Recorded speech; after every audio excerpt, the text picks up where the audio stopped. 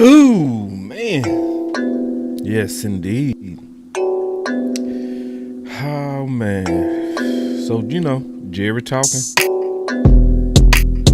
And when Jerry talking, some people get value out of it. Some people get no value. I think it's some value listening. I think it's very important to know how your organization moves. Super important to know how your organization moves. One of the key things that he said, I'm going to focus on the key things today. Listen, he let out so much, I'm going to have to probably break this down into 2 more videos. I'm going to tell you that right now. This ain't going to be something I can cover everything. Just too much. But y'all know when I break this stuff down, I break it down. Okay. To me, the most important things he talked about is we're not through. That's the most important thing he talked about, is that we're not through. So, let's just get right into it. Let's go. Getting back to the Cowboys, the Ducks have been quacking on your defense since the end of the season. You told us the last time we talked you're going to be more aggressive. You also talked about busting the budget. I know you've improved the team because you couldn't help but improve the team. Have you done enough? Do you feel you've done enough? Have you been aggressive? Have you busted the budget? Can you speak to those things? We've been aggressive, and we have, relatively speaking, we've stepped up the financial requirements for what we have done. We may have exceeded, busted, whatever you want to call it. We might have exceeded, busted, whatever you want to call it, key part. But we got some more, and so we're not through. But we got some more. We're not through. See, that's the thing I'm focused on. May have exceeded, busted, whatever you want to call it, but we got some more, and so we're not through. And that's something to me we should hold him to. Okay. So, a lot of times we know that Jerry's going to be selling. Okay. That's part of his job. He got to keep optimism high. That's part of being an owner. There's no getting away around that. But the key thing is him saying he not through. Okay. Now, when he say he not through, I wish it would have been a follow-up question with that, because are you trying to say you're not done with free agency? Or are you saying that you're not done because you want to talk about it after the draft, right? Because the draft is coming up. See, that's where it could be some fast talking, right? Because, see, the busting the budget obviously was dealing with where he was in relation to free agency, right? Because we know that it's a limited budget pretty much when it comes to the draft. It's limited, right? It's a limit on it. So busting the budget in this context supposed to be and should be, in my opinion, what are you going to do outside of the norm when it comes to free agents? That's the real, to me, key with what, Jerry saying in terms of we're not through. And it's like, okay, that's the only thing about the media I wish they would have followed up with is what do you mean you're not through? So you saying in relation to free agent acquisitions, or so they didn't, to me, seize on an opportunity for him to clarify that. To me, they kind of dropped that ball right there. So a couple of things that also stood out to me, because like I say, I'm gonna break this interview down into 2 more videos. The categories is likely gonna be Pickens and Aubrey, because that's a whole nother subject, and it's a lot he said with all of that need his own breakdown. I'm likely gonna do that in the morning, so y'all get ready for that, likely. But this one I'm talking, this is the most important, because this is about the things that's the most important in terms of what I believe is going to take us to the next level, especially defensively. So, so he came out and said, we're not through. So it's like, all right, okay, we're not through. Okay. Well, now this next part, these next 2 parts give us, to me, bigger clues to what's potentially coming. So listen to him right here, and we're going to break this down. Listen. How do you feel about how the Ravens handled that Maxx Crosby trade situation? And is that a Hold on, let me turn this up. Y'all give me 1 second. Let me turn it up. Because them reporters, it's almost always hard to hear them. Let me go back. Here we go. How do you feel about how the Ravens handled that Maxx Crosby trade situation? And is that a bad look for the league, having that trade not go through? Really, it's pretty simple for me. There's no hidden item there. You've got to pass physical, and so you have to pass physical. And we've never completed an agreement until the player passes the physical. That implies that yours being your doctors, your trainers, everybody involved get to take a look at it. That goes with the territory. So we would have basically looked at the same conditions with the physical. And as you know, we were in on making an offer for him. So he would have come to Dallas, and we'll all just guess what would have happened.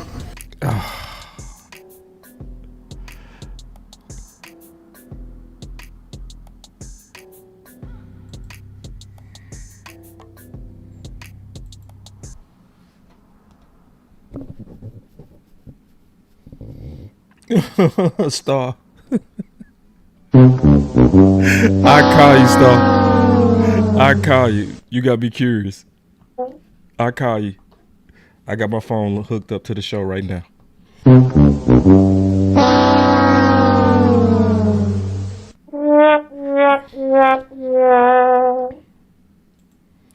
That boy Jerry said we can pretty much guess what would have happened. Damn. That's why I had to turn off the music, man. Because basically he said he would have been a Cowboy if he come here. We ain't like the Ravens. We would have did the deal. I had to turn off the music because I ain't gonna lie. That kind of hurt. I ain't gonna lie. That hurts. When you really believe, like I really believe, like I authentically believe how dope our defense would be if you added Crosby or somebody like him. Oh my God. To see Jerry tell you straight up to your face, just imagine what would have happened if we would have basically did the deal. The Ravens screwed Dallas, y'all. I just want to pause and make that real clear. They screwed they screwed us. We would have basically looked at the same conditions with. You feel me, Star? See, Star. That she felt me on that. That's why I had to pause it, man. And see, Star say, I want the Ravens punished. You could tell that these media people too. It's like my boy Henny in the house. It's like they try to get the Ravens in trouble. I do want them punished, man. Like, hold on, let me come back to this real quick. Like, Star, it do look like straight up that the media wants some heads to roll.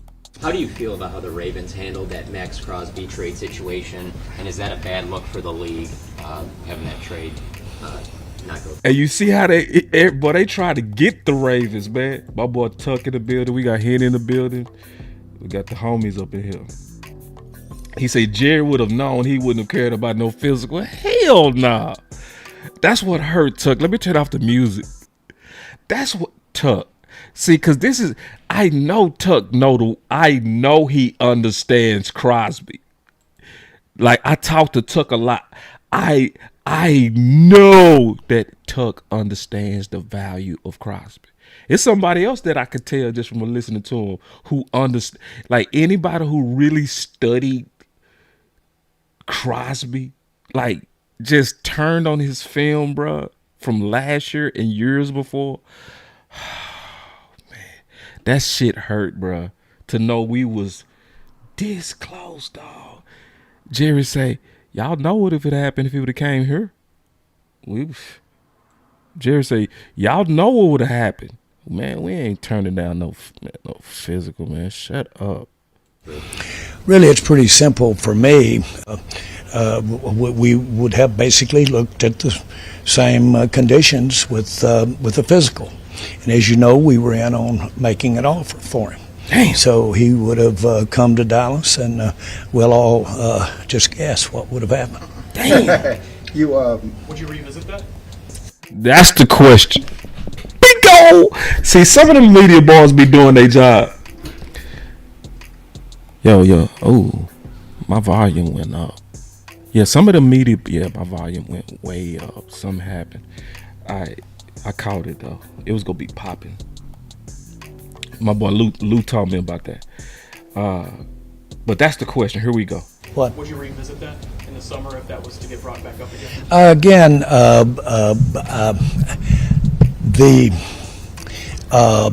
I don't anticipate standing here right now revisiting that that situation. I don't anticipate it. Is it possible? You talking about Crosby? Just so we clear, he talking about Crosby. Okay. Yes. Hold on real quick. I accidentally hit the button. I don't anticipate standing here right now revisiting that that situation. I don't anticipate it. Is it possible? Yes. Yeah. And so I'm gonna give my take on this, y'all. See, this is one thing we gotta consider, in my opinion. There's gonna be likely some posturing, y'all. That's the game, right? That's the game. That's how this whole thing go. You gotta posture a little bit. You gotta kind of show interest, but not show interest. You gotta, cause you trying to have a stance that, listen, we made our offer. Whatever offer it was, we made our offer. You can't have the appearance of wanting and begging for something, because that gives the leverage back to the Raiders. So he's gonna say, yeah, I'm open. Yeah. But sitting right now, I don't see it. Right? So some people say move on. Don't think about it. Because Jerry was like, no, there's a degree of posturing going on because there are proposals that have been sent. You know? So to me, I see that as a dance. I'm just being honest. I think Jerry's dancing. I think he's very much still open. Like he already said, we're not through. Right? He's still holding on to all the picks. He got the most picks in terms of assets. He got the assets. He can make a move. But what's going on is, in my opinion, this is a dance before the draft. And let's not forget that he also said this time last year that draft picks are at a premium during this time, especially because you know the outcome. You already know the outcome. So when people be having picks into the future, you don't really know the outcome. So when you say, I'm going to give you 2 firsts, and some of those firsts might be into the future, depending on records and stuff like that, you don't really know where the pick is going to be. So do y'all remember that we was rooting for Green Bay to lose because we wanted a better pick? Y'all remember that? And some of us was hoping that we lost and tanked and did different things so that we can know the certainty of where we're picking. That's what makes it valuable now in terms of what Jerry's holding on to with a premium pick 12 and a really good pick 20. So I'm saying all that to say that Maxx Crosby is not dead. I don't think Myles Garrett is dead, but I'm going to be honest with you. What'll make it really happen,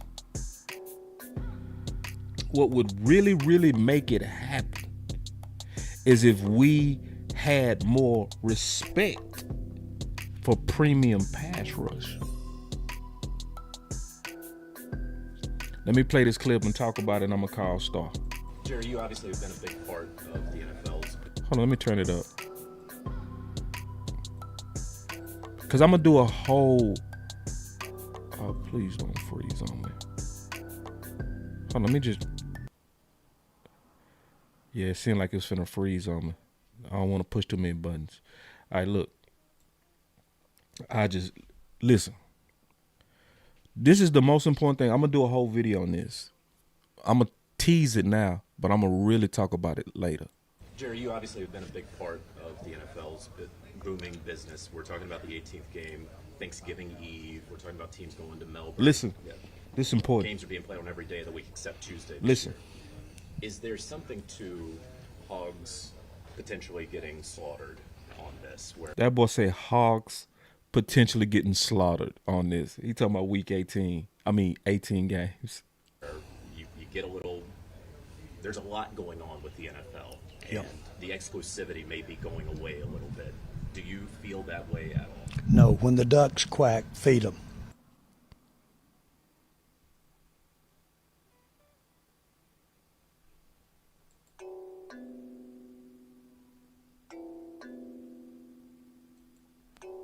Way a little bit. Do you feel that way at all? No, when the ducks quack, feed them.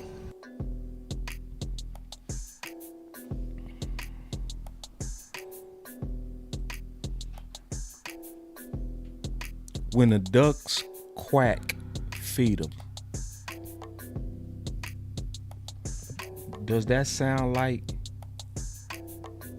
a philosophy? Does that sound like a business principle to you? You might as well say your voice matter, damn it. He basically told you your voice matter. He basically told you how he does business and how he sees us as an asset. When the ducks quack, you feed them.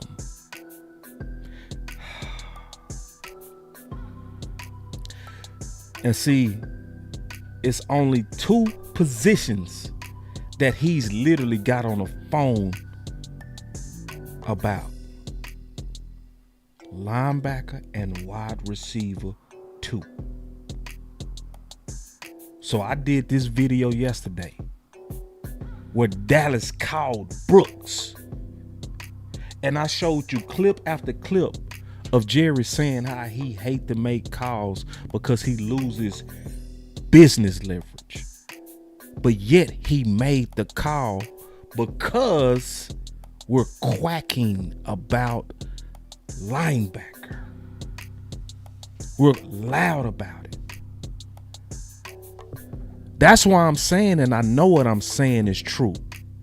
If Cowboy Nation would get off the doctrine that premier pass rush don't matter, and if we was quacking loud about Crosby or Myles Garrett, loud. See, we're loud about linebacker.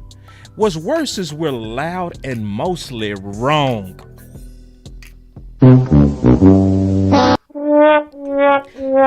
It don't even matter, bro. We are panicking like we are panicking over linebacker, bro. And somebody got to tell the truth. The only reason why we talking about it, because it got popular to slap on Murray. That's what happened. It was a popular thing. It was one of those echo chambers that just kept getting said over and over, and it became a group thing where it's a group thing where now everybody, linebacker's a crisis. Linebacker's a crisis. See, linebacker became the face of that bad defense. That's all that happened.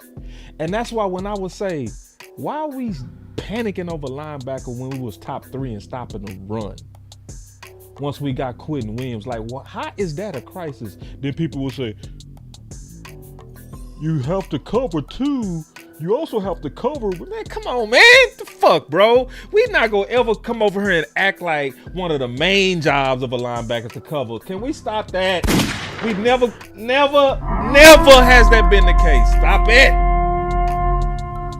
Your primary job as a linebacker is gonna be always first to stop the run. Come on, man. Ain't nobody ever been looking at no combine and been, ooh, look at his feet. Ooh, look at those hips. Ooh, that linebacker can cover. Man, come on, bruh. Come on. Bro, I swear to God, we always call linebackers stiff. I don't care what level it is. Get your stiff hip ass. Man, I swear that's the rule of football. That's how you look at them. I swear to God, if you ever get a slot and a linebacker cover him, that's your automatic read as a quarterback. I swear to God. If a linebacker, I don't care who the linebacker is, if a linebacker go out there and cover a slot guy, my first read would be check, slot, shit. It's the ball coming your way, go. Stiff. Man. I ain't mean to go off, but damn, we loud about stuff we shouldn't even be talking about, and we quiet about stuff we should be loud about. And the man that told us to our face, he done told us to our face, you feed what quacks. You feed the damn ducks, man. Boss, yeah, but boss, yeah. We don't matter, boss. We don't matter. They don't listen. Yeah, I know we need, fuck we don't, man. No, Tyreek, I love you too, bro. But no, we don't, bro. I'm sick of that shit. Like, we be hyping the hell. We need a green dot. Bro, did y'all, and I'm not getting on you, Tariq, you my dog. But no, we don't need that shit, bro. We ain't over no crisis over linebacker. I'm sick of that shit. Dog, did y'all see what a reporter yesterday said that Brooks don't even like being the goddamn green dot? Y'all don't give a damn. It's right here with Clarence Hill. This man has been reporting on the Miami Dolphins for over 19 years. And this is what Clarence Hill said. He said Omar Kelly, the same dude who covered, Omar told the same. He said he also added after the video that Brooks doesn't like wearing a green dot. Y'all don't care. You still go want him. Oh, yeah. Oh, we still need the green. He don't even like being a green dot. But guess what? If you would want him anyway, wouldn't you? Yeah, because, man, we be making big deals out of shit that ain't no big deal. We be loud about stuff, and that's why he calling, bruh. And that's keeping it real. That's keeping it real, bro. Sometimes I get sick of just soft tap dancing around shit that's common sense, bro. Man, shit is aggravating. And Jerry just literally said, man, you feed the ducks. You feed it. In other words, when they loud, pay attention. That's why. I'm just being honest, y'all. I'm being honest. We pretty much got every hashtag we push for. Did y'all notice that?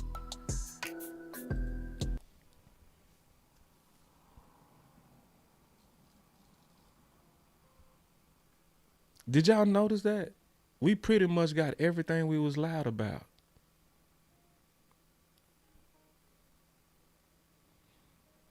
Like, for real. Like, we was loud about One Tech. We was loud about that. We got it.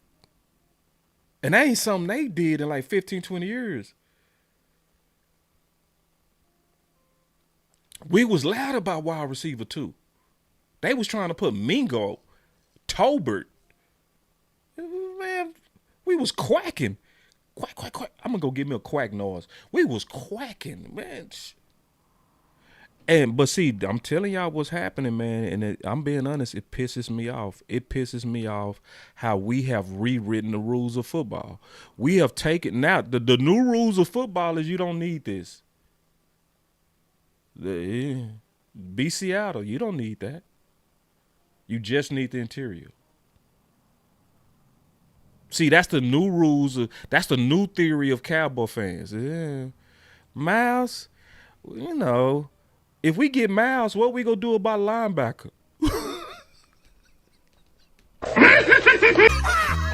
I swear I saw people saying that. It was pissing me off. Oh my God. If we was to get Myles Garrett, we gonna have enough to get that linebacker.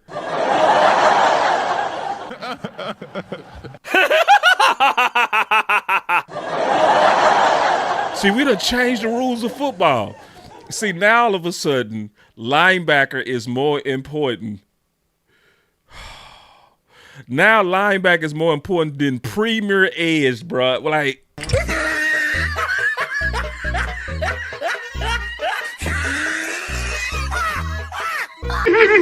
That's the new rules. Boss, see, the thing that you're supposed to do, boss, you're supposed to build from the inside. I mean, the inside out, boss.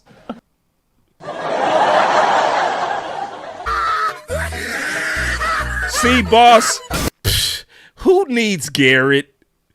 Who needs that? Ah, man. Am I in the Twilight Zone? Oh, it hurts. It hurts to talk about football today. It just hurts. It hurts. It's like where these rules come from, man. Wow. Damn. So I'm going to do a whole video on that, bro. I'm going to come back to that. This quack shit. That's gonna be a standalone video. I'm dropping that shit tomorrow. And y'all can tell I'm already passionate about that. I'm already like, bro, that man done told you. He done basically gave you a business principle. That boy saved you. Shit, that boy, hold on, one more time. Slaughtered on this, where you get a little. There's a lot going on with the NFL, and Yep. the exclusivity may be going away a little bit. Do you feel that way at all? No, when the ducks quack, feed them. I'm coming back to that. That boy said, when the ducks quack, feed them. He gave you the secret sauce. So when people be like, them hashtags don't work, and y'all freedom fighters, and y'all just, here come boss with the hashtags. That shit don't work. The motherfucker told you. He told you. I feed the oil to the wheel that squeak. What they say? Feed the squeaky wheel get the oil. He told you. And we still gonna be over here like, my voice don't matter. Why would I go? Why would I actually get on Twitter and say a hashtag? Why would I do that? Because you quacking. And let me get off of that. And see, listen, that's why I say I'm gonna have to cut this whole thing up, bro. I swear I gotta cut this shit up. Because I got, this is just first topic. He talked to, man, wait till I do Pickens and Aubrey in the morning. Ooh, that boy pick, y'all gonna be like, damn. Anyway, this is another thing, and then I'm gonna take calls. I'm gonna call Star. I'll probably call Tuck too, because I know we be talking good football. I call Lou. I'm gonna just call some people. I'm gonna just make some random calls. We gonna just talk about. Check this out. Now, this is concerning to me, y'all. This is concerning to me. I want y'all to listen. We gonna talk about it. Do you still need pass rush help? What? Do you still need pass rush help? Again, we've got to get it from some that we didn't have last year from some of the players that we do. Let me start that question over, bro. Do you still need pass rush help? What? Do you still need pass rush help? Boy, listen, man. I don't know what the fuck people be tripping on chill on, bro. I swear, I don't get this. I don't get the chill trip. I don't get it. I don't get it. I don't get what the fuck people be having a problem with chill on. Like, I saw some content creator was like, he messy. These are good questions. These are questions you supposed to ask the owner, and he the one that's asking the toughest questions. I don't see how that's messy. That's accountable. I don't get it. Maybe somebody can explain this to me. Maybe people want the media to just kiss Jerry's ass and be nice to Jerry. Maybe. But the person that generally asks the accountability questions to me, in my opinion, James Slater and Clarence Hill. They generally ask the toughest questions there. Are you going to bust the budget? You said you was going to bust the budget. Jerry, you said you was all in. Did you go all in? That's Clarence that asks that shit. Everybody else be asking these old cookie cutter soft questions. Can somebody educate me on what the problem with that is? I'm really trying to understand. I really am. Maybe y'all can explain to me. Maybe you right, but I don't get it. Cause see, I'm not a fan of I'm not a Jerry Jones fan. I'm a Dallas Cowboy fan. I was a fan of the Dallas Cowboys before Jerry bought the team. So this ain't about, in my opinion, being nice. I'm just trying to understand. Again, we've got to get it from some that we didn't have last year, from some of the players that we didn't have, plus some of the players that we've acquired in off season. Now he asked him about pass rush. Yeah. And see, this is another thing. Yeah. You know, and this, I'm gonna tell you right now, this is the problem I had with what AOC did with Clarence. Cause see, Clarence is one of the few black men that actually publicly speak out against race. He one of the few. You probably won't find another one. Definitely like him. Not like him. So like I'm cool with, you know, I love the Cowboys. I'm for the Cowboys. Hey, wait. Okay. We'll do a show, Star. We'll do a show. We do need to do a show. We'll do a show tomorrow. But like, I can't just watch him as a brother. I'm just keeping it real. I can't watch him as a brother and then just go try to knock him out, even if I disagree with him. And what AOC did was, you basically tried to knock him out. It's like, it's a certain way to spar with certain people, bro. Just keeping it real. It's a certain way to spar. And you don't spar with a man that speaks on behalf of you and your people and some of the injustices we go through. I asked Chill one day, me, Law, and Chill was sitting there in Law Studio. I said, Chill, what's up? I said, what's up with that, man? I just asked him straight up. I said, man, what? I said, you go in a lot on racism. He said, man, I'm just being me, boss. He said, I'm just being me on that. I don't like it, and I use my platform to address what I don't like on our country. I was like, I said, you don't fear no repercussions for that? And he looked at me straight up. He did just like this. So I don't give a damn. Now, how many black media people like that? To me, that ain't the dude to be, fuck you. No, you know, I don't get it. You know, maybe that's sexy and stuff. You know what I'm saying? Maybe that's funny or something. But I don't see nothing G about that. Nothing. Yeah. He said, cut on. So my gas blunt's talking about, I guess he defending LC. He said, you can talk that talk on the internet and not expect somebody to say something when they catch you. Oh, I don't know. I don't know what he mean by that. I don't know, but you know, that does happen though. Like, yeah, you know, it's certain things when any one of us can say, you might be held accountable. For real. That's real. You know what I'm saying? You might get into it with some people that's gonna see you.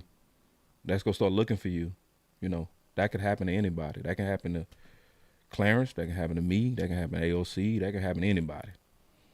So, no, I'm just saying though, like, I'm looking at this, you know, not just as football, Cowboys. I'm also looking at this as, you know, like, everybody got different styles, and that just ain't my style.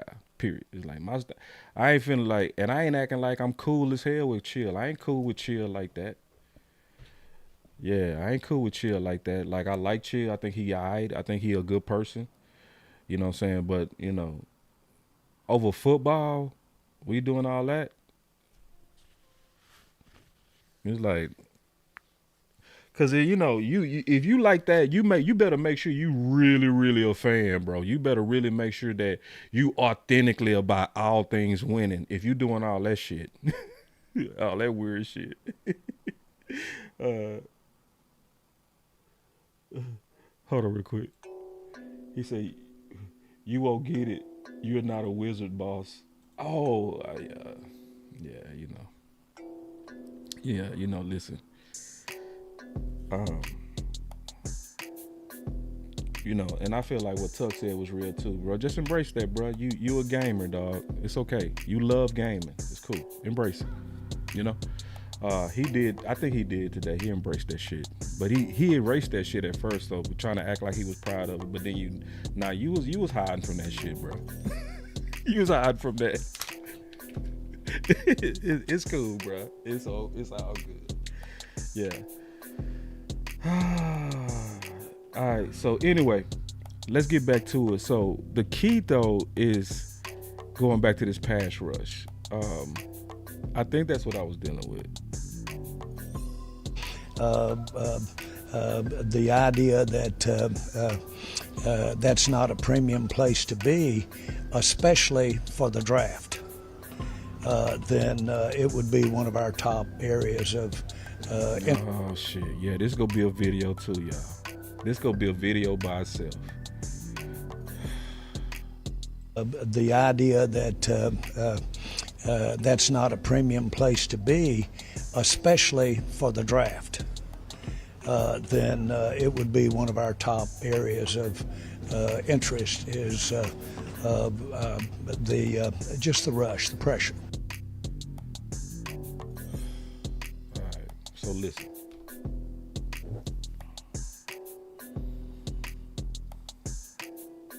See, this is why we gotta be on point, in my opinion. We gotta quack about the right shit, bro. We don't quack about the right stuff, in my opinion. If I'm being all the way honest, we don't quack about the right stuff. I'm finna go full-fledged nerd and I don't care. I'm going full-fledged nerd. And see, this is the type of shit that'll piss off my brother Tuck. Cause he know we put in massive ass work. Like, we put in work. Pew, pew, pew. So anyway, Jerry was just talking about leaning on the draft for pass rush. Now, I just did about 8 years looking at every first rounder and their sack production. The average first rounder,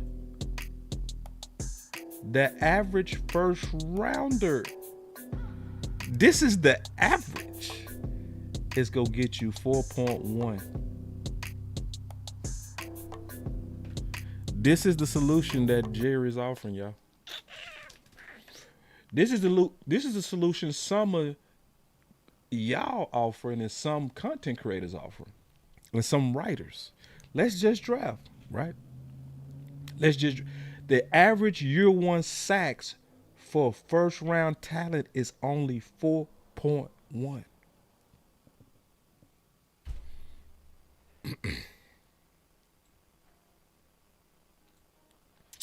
Did anybody expect Abdul Carter to have only 4 sacks year one?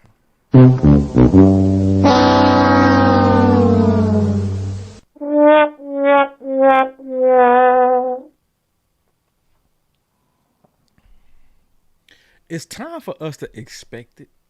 Like somebody was, boss, what do you think about Bang? Bang will likely be what almost every one of them are. Average. Year one. Boss, not Bang. Yep, I said it.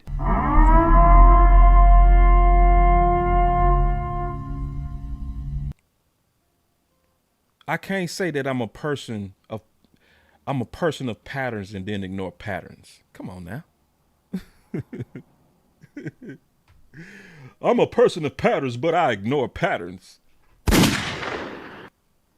The past is truly prologue, generally, meaning you can get an indication of what's getting ready to happen by looking at what already done happened. For real. You can get an indication of what's getting ready to happen based on what had already happened. But what we do is we a lot of times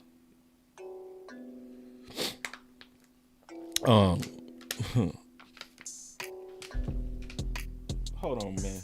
My boy Gas Blunts. If you don't shut your stupid ass up, that boy say, who are y'all to tell somebody how to react? Shit, the same thing you doing right now. The same thing you doing right now. I mean, anybody that's speaking out in the public, yeah, that's how it go. We all can have opinions on it. Yeah, just like you got an opinion on it. You don't get out here with that sucker ass shit, boy. And my boy say the media overhyped him to be Micah. They did. They did. They straight up did. But this is, you know. So listen, y'all. This is all I'm saying. You know. I'm gonna call my boy Tuck, see if he wanna freestyle with me for a second. I'm gonna call Lou. I'm gonna just call a couple of people real quick, get them on the phone. But you know, Jerry did say a lot today. The biggest thing is we're not through. That's the biggest thing. The other biggest thing to me, and I'm gonna have to do is my own separate video of it, is that quack stuff. You feed the ducks that quack. Ooh, I'm telling you that changed everything. Once he said that, see, that's basically letting you know he has a philosophy of how to deal with the fans. Whatever they quacking the loudest about, feed them. Feed them. Then you see us out here making calls. When he said he ate the boy, feed him. So anyway, and then this pass rush plan, if y'all being honest, if I'm being honest, it's half baked, it's half cooked. It's not cooked. It's not. Let me call my homies real quick.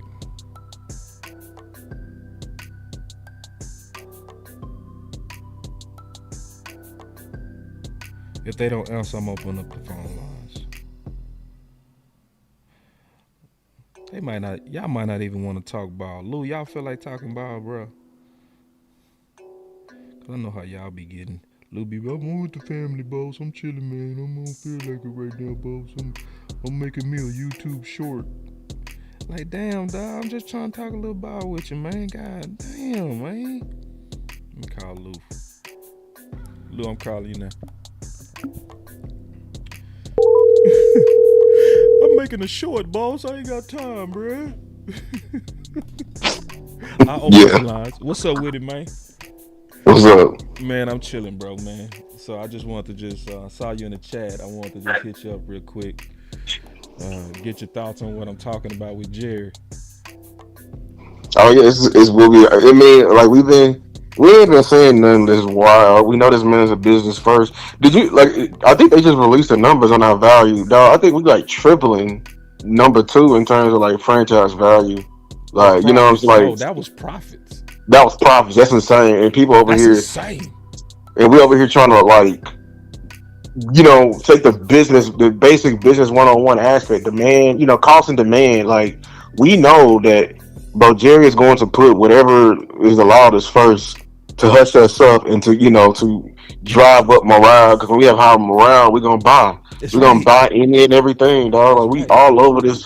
You know what I'm saying? We all over the world, the globe. We are global. This is a global brand with this, man. And they over here. We got a game over there in Spain. That you know, Tuck, go give me a shirt if you going over there, man. Don't give me just give me a shirt, 3X. You feel me? But you know what I'm saying. So like yeah, like they don't care if we want linebacker, we want edge. They've done it before. It's just very funny, man. Like I see, we are men of pattern and science. Like like at the end of the day, like if I see you do something and I see you react a certain way, like man, that's the makeup of who you are as a man. And Jerry has always been like that. Like, you know what I'm saying? So, yeah.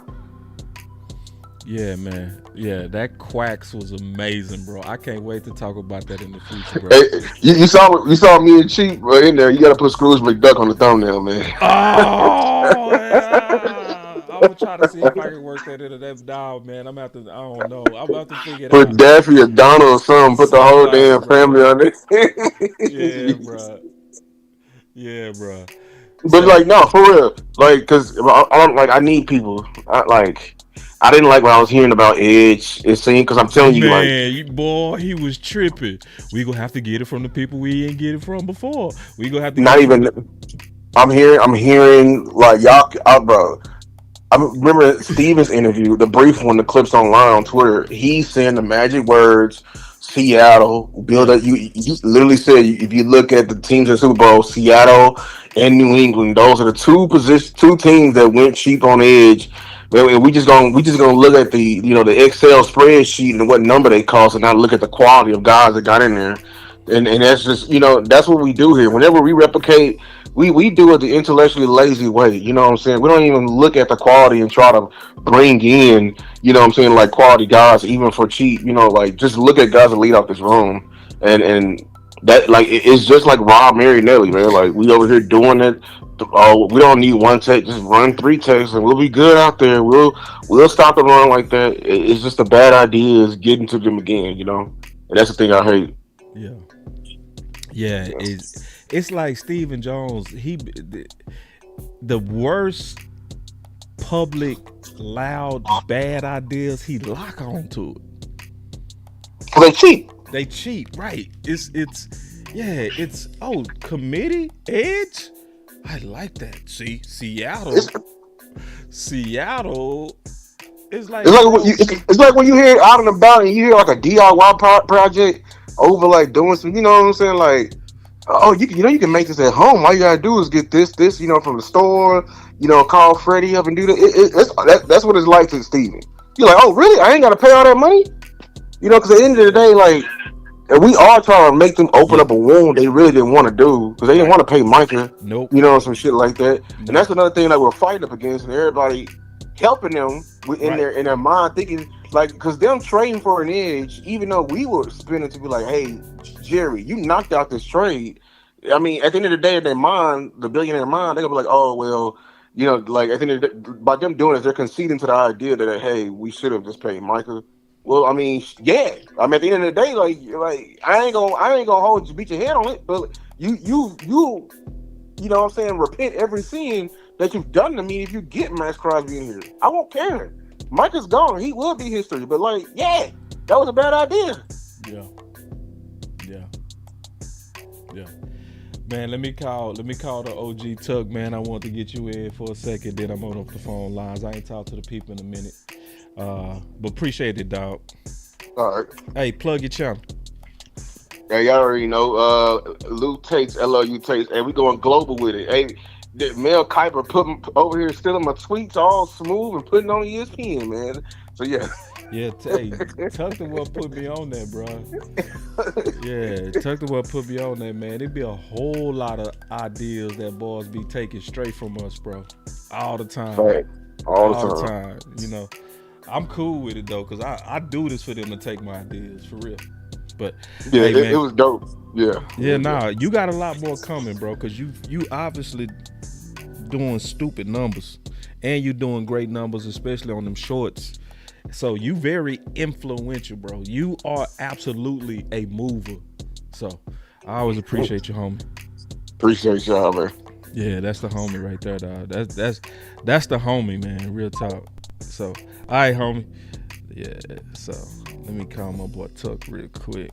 We gonna keep these OGs. Yeah. So here we go.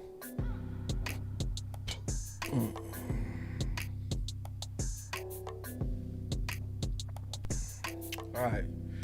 Then I'm gonna open up the phone lines. What's up, Wall? Man, what's up with it, big dog?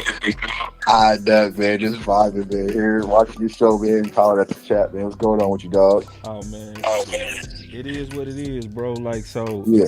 I know partially you starting to kind of get caught up on this Jerry stuff watching because you didn't watch it. You know what I'm saying? What's your thoughts on some of these clips?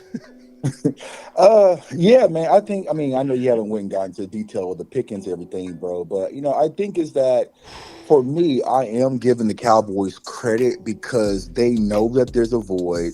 I think Jerry does understand he accidentally tore a hole in the wall, and at least he's trying to plug it back up, right? Because what was being told last year, but last year, right? You don't need a dominant edge, boss. Yeah. Name teams that have a dominant edge, right? Yeah. Is it really overrated? Pressures don't matter. We was getting all of that last year.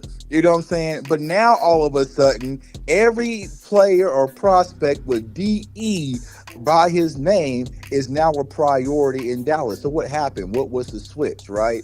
So I think that now fans are really seeing them pressures do matter, right? Having a dominant edge does matter. Whether Micah Parsons and a DeMarcus Lawrence, those guys had dramatic impact for our defense.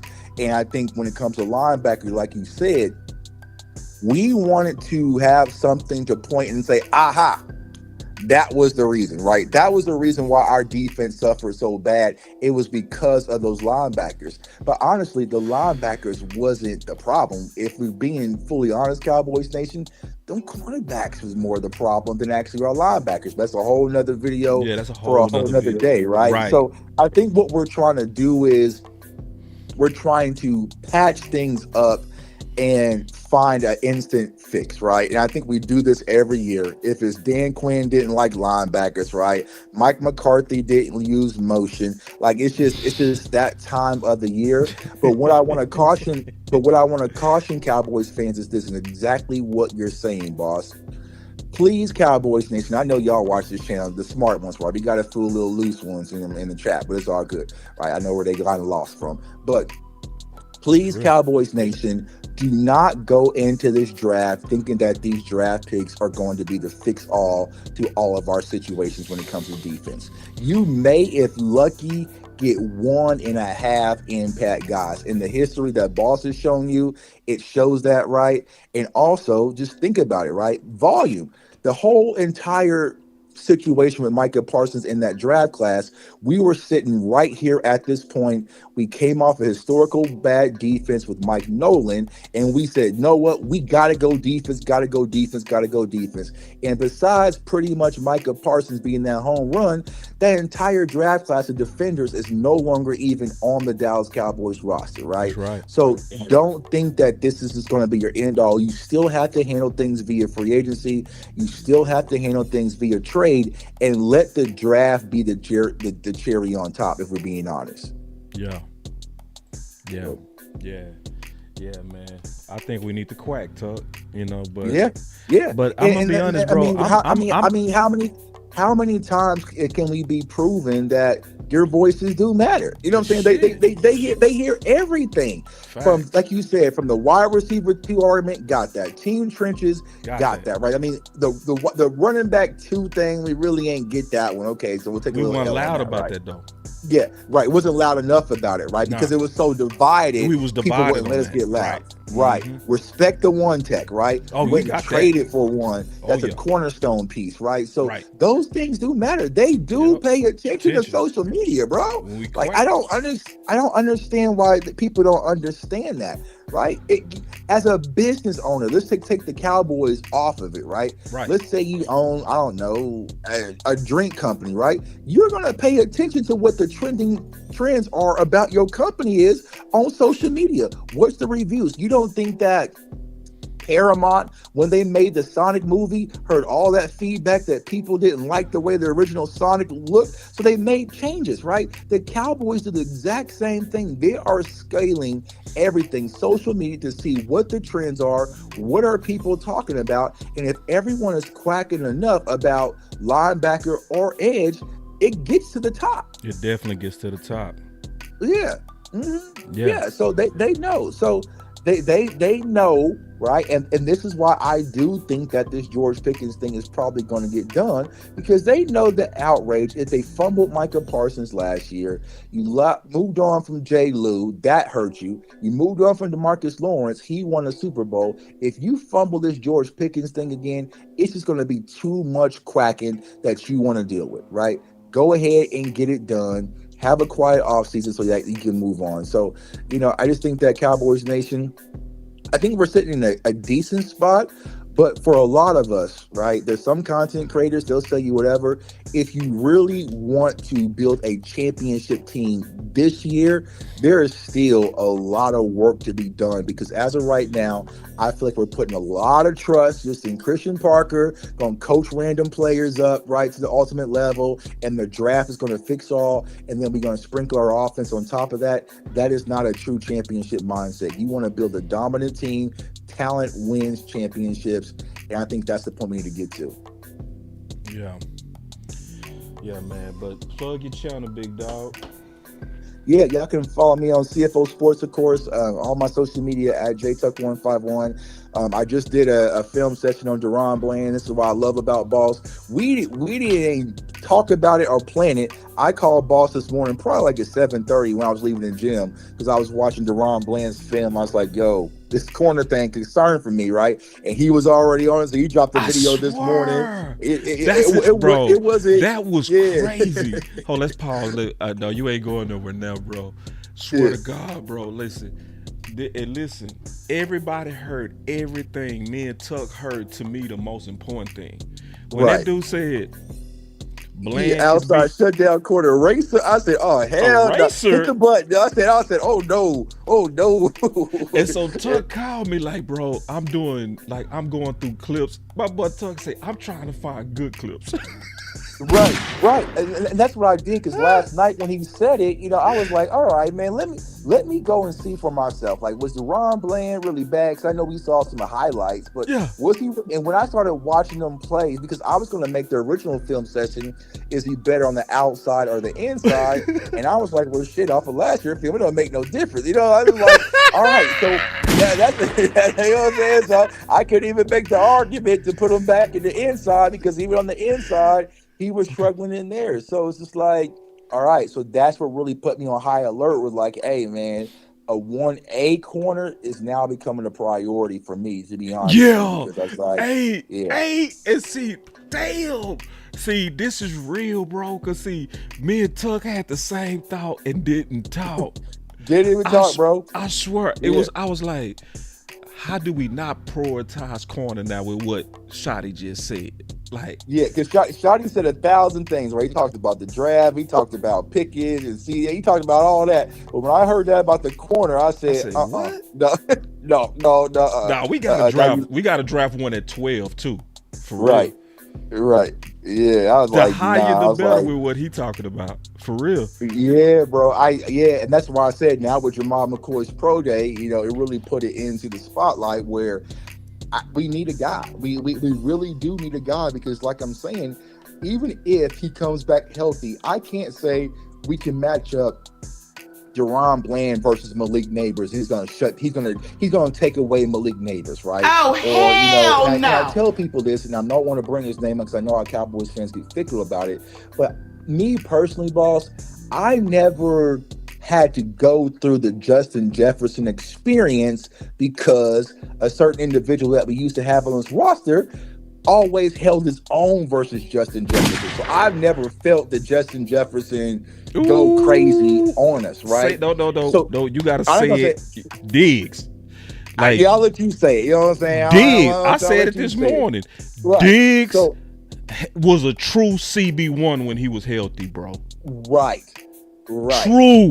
Because it wasn't just Jefferson. It was Chase, AJ, D. Smith, DJ Moore, McLaurin.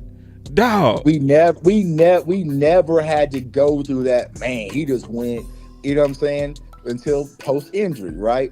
So that's what I'm saying. I just don't think that if we have to line up week 1 versus the Giants, that Deron Bland would be the eraser for Malik Neighbors. And, they both come off an injury, but you know what I'm saying, right? Yeah. So that's just kind of how I feel. I do need a guy, and I think that Jamal McCoy, he's been that prior to injury, right? And I also think that Mansour Delane kind of has that ability as well. Yeah, man. So I 100% agree with you, bro. Like what Shotty said, it totally flipped me the corner, and I wasn't even thinking like that. It flipped me. Yeah, because I was thinking, okay, we brought in Kobe Durant, we brought in, we got starters. We got some guys. You know what I'm saying? We improved from last year, right? You know what I'm saying? So, we can go get a nickel guy. You know what I'm saying? Maybe Avian Terrell or Chandler Rivers, plug them in it. And I'm like, nah, I think that's changed for me. Honestly, if I'm rating the concerns for me, it's cornerback, edge, then linebacker. Yeah, I would say edge because we got starters right now. Right. That's the only reason. Like, the pass rush was trash. Right. Trash. Right. So I would say edge, running back 2, corner. The only reason why I'm Linebacker. not pressing running back two, boss, because I know what they about to do with that. You know What what they I'm finna saying? do? What they gonna You do? already know what they about to do. You saw Don't that tell me, cliffhanger. Blue. Don't You tell me, saw you Blue. saw that cliffhanger they left us with last year. You know what I'm saying, bro? He Don't got do in it. the end zone. They pulled him out. They said, okay, that's enough. That's enough. They'll go into this entire off season. And, Jaden Blue's really excelled. And I feel like last year he really learned a lot, as a rookie. And sometimes it takes, but they're gonna sell the Blue Mania. I'm already prepared for it, bro.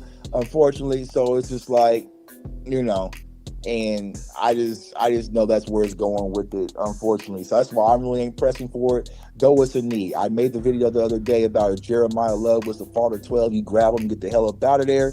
But fans don't want to hear that. We're in this mindset where we have to draft defense, and I think that's a poor mindset to have, Cowboys Man, fans, because not everybody is going to be game changer. Because I'm gonna ask you this, boss, right? I don't want to bring up no wars or nothing. Who's our left tackle? oh yeah. Who is it? I mean, is it the dude that got benched last year and they had to move our left guard out the left side? Like so. Reed, you can't be controversial like that, dog. But I'm saying, if we are signing George Pickens, we sign CeeDee Lamb, we sign Jake Ferguson, we sign Dak Prescott, more than likely we're going to be putting the ball in the air. We are missing the number one insurance policy, which is my blind side for my quarterback.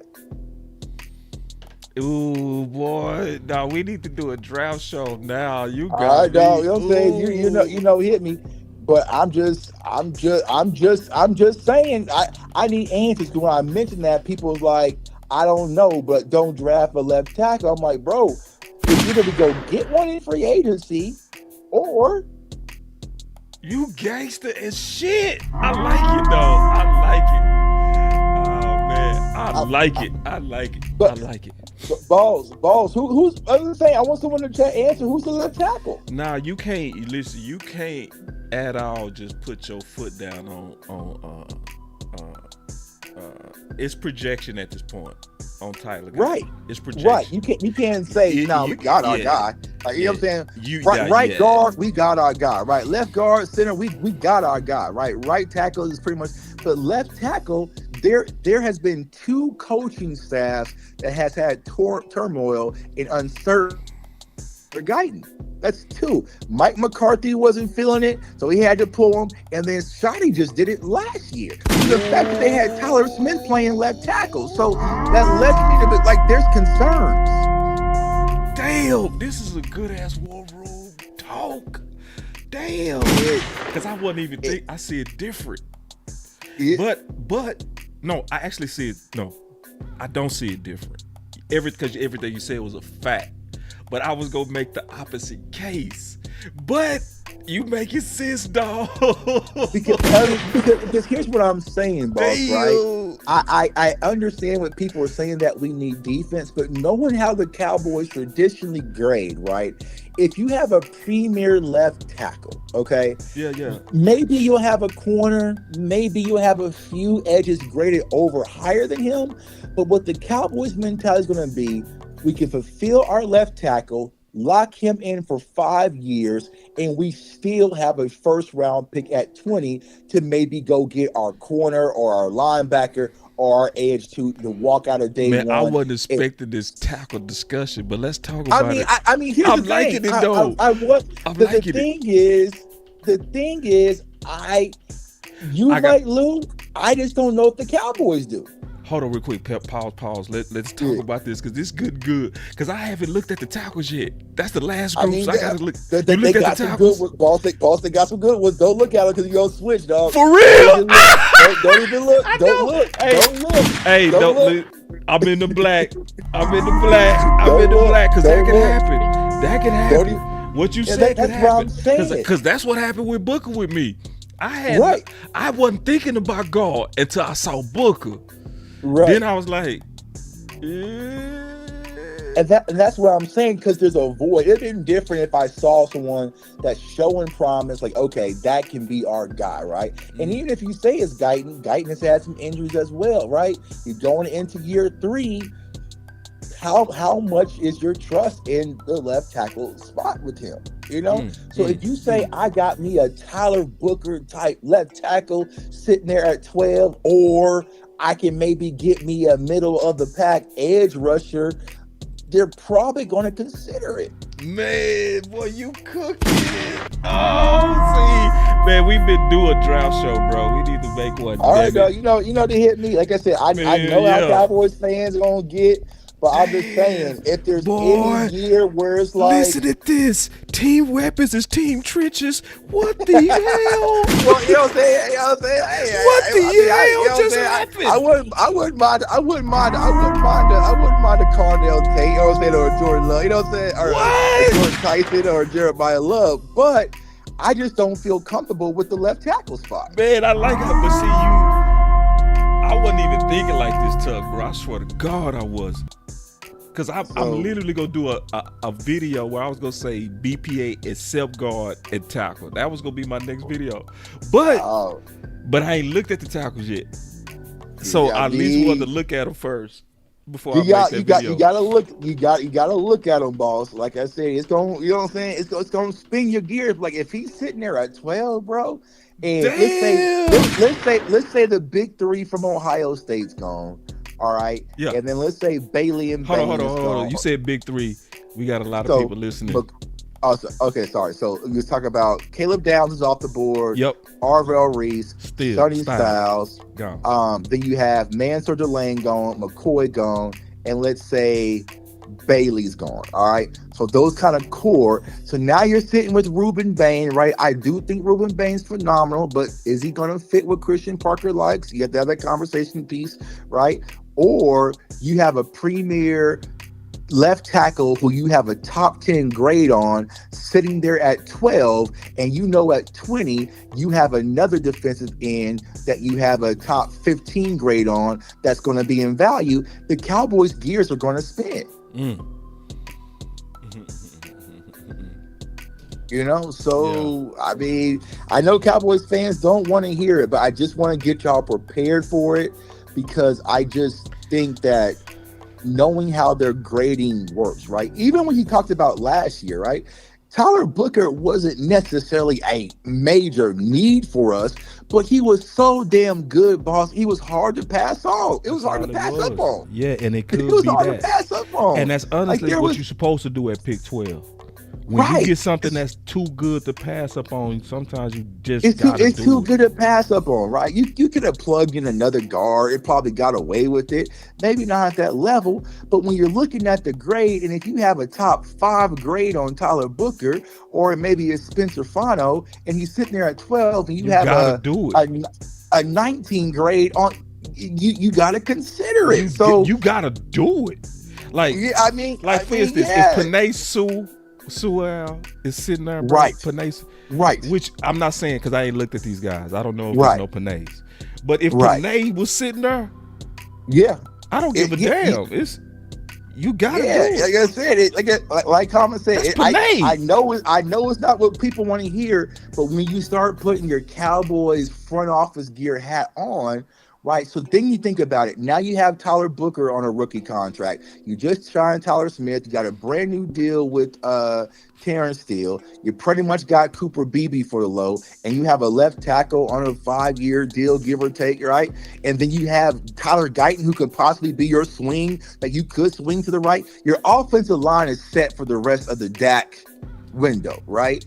And then you come back around, and you at 20, you get your Dylan Thieneman or Emmanuel McNeil-Warren or Akeem Messador at 20, and then you get to day 2. Somebody said, Toxic Splendor said, boss, Jay Tuck is right. Shotty said, and he right too. I remember him saying this. Clayton Adams was tapping his shoulder saying, don't forget about him doing the presser. Ooh. See?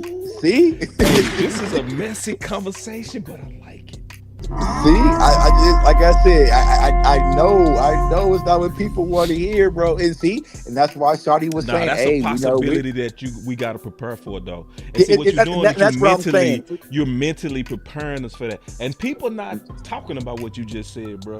Right, not at all. Because it's just no way we're doing anything offensively in the first round. I'm like, if that board gets wiped out defensively, and one of your guys is sitting there, Clayton Adams is going to, hey, Connor Riley gonna say, "Hey, man, you know what I'm saying? Like, hey, you know." Yeah. So And Lou it's said a we got to conversation. fight. Lou said we got to I, fight. I even think it's a fight. You know what I'm saying? Like, I know I'm team. I mean, if I'm getting something offensive, y'all know I'll grab a weapon. But I think there's sometimes we have to take our content hat off or fan hat off and put on our front office hat on. You see what I'm saying? Yeah. And I think that's And what he might not have like been I said, talking about you. He might have been talking about me.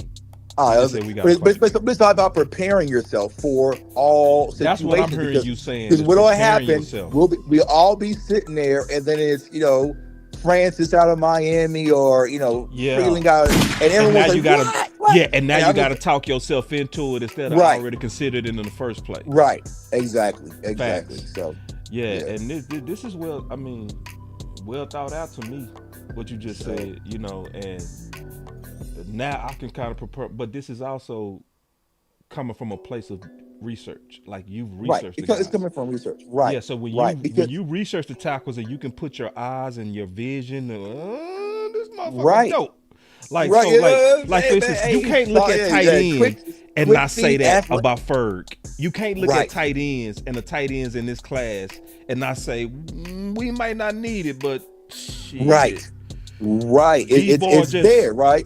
Yeah, if it's too good to pass up. It's too good to pass up, bro. Like I'm sorry, Ferg. You a good starter, but we got a potential for great right now, dog. Yeah, and like I said, also the key is, boss, we have 2 first-round picks. You know what I'm saying? So the fact that we have 2, it allows you to be flexible at 12. Yeah. You know what I'm saying? So now, so it would mean that either A, we are banking it on Guyton, right, to get our guy, or you know what I'm saying, could be Nate. So you're trying to say, you know what, can I get away with something I might not comfortable in to plug in the defense? But I feel like you can still do both, especially since we now got that third from the Oster trade. There's a lot of defensive players, y'all, and I mean this is the reason why when you do a draft show, boss, that's not being talked about, that I think that has more value than a lot of like the key messadors in those players, right? The Zion Youngs, the Gabe Akises, right? The Chandler Rivers, the Chris Johnson, those types of corners that are in day 2 that's just not getting the exposure. So Cowboys fans feel like this is cluster of only 15 prospects that's going to change our life, but I don't think that's the case. See what I'm saying? Perfect, bro. Hey, if you free Wednesday, Okoye coming through, I could already tell because me, Okoye, and Lou talked on the phone. It was a dope ass conversation. If you can come through on Wednesday, it's gonna be a DC universe. Hopefully, you can free up the schedule. Yeah, we can. We got cover 3 tomorrow, right? Tomorrow's Wednesday. Tomorrow, it's after that. Okay, yeah, I could jump on after that. So okay, and then I'll try to obviously make cover 3 as well. Okay. So, but we gonna be covering linebacker now. Okay. It's gonna be good, man. I was talking to Koye and Lou, boy. Them boys was talking like scientists, and you. Oh yeah. Whoo, Jesus! Yeah, y'all know me, man. Y'all know how long I've been waiting to talk linebacker the draft. You know what I'm saying? Oh, I can't wait. I'm gonna sit back and watch this. Y'all think I'm gonna be watching this show, dog? I'm gonna be over. I'm gonna be on it, but watch it. Yeah. This is Christmas for me. The Cowboys fans actually want to hear what I had to say about linebacker, man. I've been trying for years. You know what I'm saying? So, we'll definitely do it tomorrow, man, because I think this is what makes our community special. Coming together, putting ideas, different thoughts, different ideas. And like I said, we're always in the studio together, Cowboys Nation, just trying to make a hit record, which is ultimately a Cowboys championship. So we'll do it tomorrow. And bro, appreciate y'all the love as always. Man, appreciate you, Tuck. That was dope, man. Y'all know where to find my brother, man. Tuck. He already cut out. Yeah, y'all know where to find him, man. It's J Tuck 151, brother. All right, let me try to call Henny. Hey, y'all, I done got tired. I'm not finna take no more calls, bro. I lied to y'all. I'm sorry. Nah, I'll take a few calls, bro. Just don't be long-winded today, please, because I'm kind of tired. I think J Tuck took all the air out of me, man. Hello. Had me thinking too damn much. What's up, Hen? Man, I can't call it, cuz. How you living? Man, I'm chilling on the big dog, man. Angie said that I needed to call you. Obviously, I want to talk about this linebacker with you, though, bro. Listen, Yeah. I will concede this much when it comes to linebacker. Okay. I will let your ass play linebacker if it means we get Miles Garrett. So let's get that out the way. Facts. Like, Okay. man, yeah. So For real. I ain't tripping on it. I'll take some concessions if we gotta take a gamble somewhere. For real. And it means like and it's of an ilk like that. If it's Maxx Crosby, if it's Miles Garrett, I'll take a concession at linebacker. I don't want to, That's why you but my you know dog. I'll take a concession at linebacker. Man, for me that. too, bro. And see, sometimes you gotta take a secession. I took a couple of secessions to you, bro. That's what friends do, bro. That's what homies do. Indeed. Yeah, Indeed. Now, in terms of draft, though, when we talking about it, because I'm like you, I ain't looked at no tackles yet. That's the furthest thing from my mind. For real. But you know, Tug did make a very good point about how the He Dallas did. Cowboys operate. Yeah, he did. You know, when it comes to the value. Yeah. But I was actually looking at it from a different perspective on the offensive side of the ball when it came to that. Okay. Like, I don't mind drafting an offensive that's BPA, but if you really want a defensive guy, there's 7 of them that actually deserve to get taken at 12. Like you got your Orville Reese, you got Sonny Styles, you got Mansour Lane, you got Jamal McCoy, David Bailey, Caleb Downs, and Ruben Bain. Yeah. That's about it. And outside of that, it's probably like a reach. Right. In order, and that's 7 people. Right. So I call it like the Magnificent 7. Like them the 7 motherfuckers that can come Boy, in day one. You call them boys what? The Magnificent 7. You ever seen that movie? Hell yeah, dope ass. Yeah. That's dope. Magnificent 7. Hey, I'ma steal it. I ain't gonna give you credit. Do it. Still didn't push it, man. But yeah, that's the Magnificent 7. Them the 7 people that actually got something. Them your 2 for sure shutdown corners. Then your 2 best hybrid players in Reese and Sonny Styles. You know, David Bailey and Ruben Bain, probably the best pass rushers, and then the one true guy that can come in and play the star position, day one, Caleb Downs. Yeah. In order for you to get one of them, because remember, you're picking at 12, you need 5 offensive guys to go in the top 11. You already got one going for show in Mendoza. Right. And then hopefully, Jeremiah Love don't fall too far. So you got 2. So now you just gotta hope that some combination of wide Tackle. receiver and offensive lineman go. Yeah. You're gonna have to see if Fenno and the boy out of Miami can go, and maybe the guard from Penn State. You're gonna have to hope that some of the offensive players go, and at that point, mathematically, you have no choice but to get one of them boys at that point. Boy, that boy Henny dope. And that makes complete sense too, brother. That makes complete sense. Great analysis on that, man. Great analysis on that. You gonna be with us tomorrow? Yeah, what time we going? 8. Yeah. I'll clip my schedule. I'm down to come on and do the show. But I am gonna say this though. Okay. If Jeremiah Love is there at 12, fuck everything I just said. Wow. I feel that. Yeah, because listen, I feel that. if you're really just going BPA, and I know some people talk about positional value and shit like that. I don't give a damn, bro. Like, dude is a top 3 player in this year's draft. The only reason he's not the number 1 overall pick is because folks don't fool running back like that. They're gonna force the quarterback or whatever. But he's a top 5 prospect easily. If he is there at 12, that is your value right there. And you get 5 years of control of his contract. And as mentioned before about Tug, salute to the Wizard, man. You already got the 20th overall pick. If you want to go and get Emmanuel, McNeil Warren, who was actually the 2nd best safety in the draft and not the Dylan Diamond. I know y'all love him, but it's Emmanuel. He's the 2nd best safety in the goddamn class. But you can get somebody like him at 20. You can go get old man Akeem Messador. You can do whatever you want at 20 at that point. You could trade back for all I give a damn, because at that point there's a wealth of talent at that point. Yeah. 20 is the trade back spot to me. 12 is to get the guy. Exactly, because 12 you still got an opportunity to get a top 10 prospect. Yeah. Another thing I want to talk to you about, bro. I don't know if we talked about this. I remember we were saying I was doing that research. I said I was gonna talk to you about it once I finished it. That research on Mm-hmm. edge and that production. So I did it. I'm showing it on the screen right now. And you talked about James Pierce before, and I just wanted to just talk ball with you about this. Um, James Pierce is the only dude in the last 20 years, uh, anybody after 20 to have 10 plus sacks. After 20. Oh shit, yeah. Yeah, after 20. So 20 and down, basically. You feel me? Gotcha. So you ain't gonna get. So when you saying that you're gonna get the edge, it's gonna have to be at 12. Yeah. And so, but I also was looking at James Pierce because I didn't think James Pierce was going to come out like he did. Because James Pierce had no damn bag, keeping it real, coming out of Tennessee. He was bagless. But what he did have is that elite first step, right? And burst and speed. So that made me think, and I'm just running this by you. I want to get your thoughts on it. David Bailey is probably the only guy I would probably even consider moving up for because he matches that. You know what I mean? Now, against the run, Lou hate him. But, obviously third down, he probably the most winning guy there. What's your thoughts on that, bro?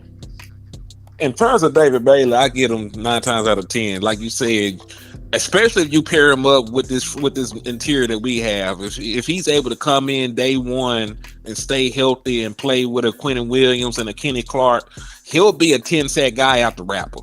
You know what I'm saying? Like Lou ain't lying though when he talk about some of the effort and on run downs and the want to. Because I think he can play the run. It's just like he checks out sometimes on run downs. You can physically see the shit. Yeah. The other thing you have to worry about with David Bailey is maybe some character shit. He did step on a dude's head, and he did try to hem up a cameraman and some shit like that. So they is worried about that, as of late. But the player itself, like his athleticism, his explosiveness, his production, that's somebody you want on your team especially in a 3-4 defense. He perfectly suits with as a 3-4 backer. So. Yeah. I definitely wouldn't mind, trying to get David Bailey or even moving up for David Bailey, because a lot of people got to also understand because you have pick 12 and 20, you can still end up with a second round pick. You basically just swap out picks on both ends. You swap out 20 for their second, you swap out 12 for their first. Right.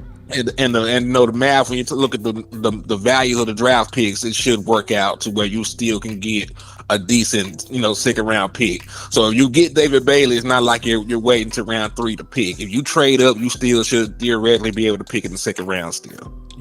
And he been dropping too. Like it's a lot of lists, like the CBS list. He been steadily dropping. I think that. Like Lou calling him a werewolf, you know what I'm saying? Like that's your term, you know what I mean? Yeah. I'm with the werewolf though. I'm with the werewolf. What I tell you, man, just make sure you don't bite the quarterback. Chain this nigga up during the full moon. We're gonna be all right. Yeah, and see all the film dudes speaking. Like, see Tuck saying the exact same thing Lou said. He gives nothing versus the run. And see, that's why I love film people, bro. The film people be in the building, bro. You know what I mean? Especially when people saying the same thing. Like Lou been saying that. Lou been saying exactly what Tuck just said. Dope as hell versus the pass, ain't shit versus the run. Don't even try. Yeah. But guess what? You ain't gonna hear that in the streets though. The streets ain't saying that, bro. The streets be like David Bailey. He perfect, man. He generational. If you talk about a complete edge, and I know they call this man a T-Rex and shit. It's Ruben Bain. Yeah, that boy is strong. He got effort. He got a high motor. He got way more being than people give him credit for. Maybe it's just the fact that he's a behemoth of a man. So when he dip, it don't look like he can get down, man. Yeah. So like Ruben Bain is like the complete edge. And I know that some people, and this is why I'm not concerned about drafting either one. What did he tell you they will be playing in their nickel package? Did he say 3-3-5 or did he say 4-2-5? Who? Parker? Yeah. He said in they nickel package they gonna be a 4-2-5. Okay. Yeah. So So that's basically what the fuck they been doing for the past however many years. When Dan Quinn here, it was 4-2-5 nickel packages, and you know, like you could have some 3-4 alignment where you walk some guys up and give a 5-man front. You know, have the single guy out there or orchestrating in the middle, but still. It's still all the same shit. There's a place for Ruben Bain to play. He don't have to be considered like an outside linebacker or shit to play in there. And that's really why I got a real lax on the Maxx Crosby shit. Because when I went and looked and heard how they were talking, like, oh, that shit ain't gonna matter. Mm-hmm. That shit ain't gonna matter. He'll still have plenty of time. He can put his hands in the dirt and make shit happen. You know, I ain't got to even worry about drop back and coverage, no shit like that. So like I 86 that shit. You know, the moment I got more information on it. So like they ain't gonna just be no standard lineup in 3-4. In NFL, you playing nickel damn near 70% of the time. So you'll be in that 4-2-5, you know, nickel package with some 3-4 alignment. That's exactly what the coach from the Panthers said too. He said people make too much big deal out of 3-4 base because it's like we playing too much nickel for the base to even be significant in a way. Like, you know, it just show you, man, the community is full of straight football people. Yeah. Straight football. At the end of the day, the shit ain't gonna matter. If you're running it like that, you're Gucci. Yeah. All right, man. Appreciate it as usual, man. And then obviously we gonna link up tomorrow in DC Universe, and we go talk about them backers. You know, we probably do some mock drafting too. Man, I'm down, man. That was the homie, man. Plug your channel, brother. Yeah, man. It's Henny the Mo reporting live from the liquor store, man. Tap in HTM Sports on YouTube and X, you know, and it's Henny the Mo on Facebook, man. Appreciate y'all. Boss, always a pleasure, man. Peace. Always, homie. Oh man, listen, man. I like that, man. That was dope. That was dope. See, they say I'm low. 1 2. Yeah, I am a little bit low. Appreciate that, Devin. 1 2. 1 2. 1 2. Okay, I turned me up. Appreciate that, Devin. I was low. I like that, bro. Cause see, I talk to these dudes all the time, right? I talk to Tuck all the time. I talk to Hen all the time. Hen hit me up the other day. You all right? I'm like, nah. Nah, there's bullshit going on right now. You're like, bro, just outside of football, bro. If you ever need to holler at me. The reason why I really like, you know, calling them this time, because these are the like talks we be having, you know, before we even do shows, bro. So, you know, I'm gonna try to do a better job of, instead of us talking in private like we do a lot, I'm gonna actually call with things that's on my mind. Cause they do that, they do me like that. Like I call Hen, like, bro, I'm thinking about this, bro, football stuff, and he'll, or I'll hit up Lou, and Lou, bro, and you know. So I'm gonna start doing that more, like, cause obviously I take calls a lot, but I'm gonna also do more outbound calls with people that I talk a lot of football with. So let me open up the phone lines. I did make a promise that I was gonna do that. I don't feel like it, but I'm gonna do it anyway. I wasn't gonna do it, but I'm gonna open up. It's been a while, so let's open up these phones. All right. I really don't feel like, I ain't gonna lie to you, but you know, I put that out there. So if I make a promise, I'm gonna try to keep it. Now I'll break a promise too. Don't play with me. But now, man, I really enjoyed that, talking to the content creators. And then I saw something real quick while I'm waiting on these calls. Dan Rogers said something. I wanna highlight this while I'm waiting on these phones. Okay, y'all not calling in too. Don't tempt me, bro. D Shift, I think it was D Shift. It wasn't D Shift. It was Tariq. Tariq said he was gonna call in, so I got that phone number down here. See, common sense, my dog. Common sense said we can wait on them calls. All right, let me put this phone up. I'm gonna put the phone up. I'm gonna wait on the calls. You're right. Let me say this. Appreciate that common sense, because I know you can go too. I'm about to say, I ain't even much got to do it, bro. D Shift, that's my dog. Oh man, I forgot shit. I was finna say something. Went out my head. So let me say this though. Um, Jerry did have a lot to say, so y'all look for me to do more breakdowns on that tomorrow because it was too much to cover. Pickens and Aubrey, he talked about that. I definitely got to do a whole nother one on where he was talking about feed the ducks, that quack shit. Y'all know I'm gonna do a whole video on that. That's gonna be more so for us to really kind of understand the power in us. I pretty much already let let the demons out on that already. I already let my heart out on that, but I got some more to say on that. You know what I mean?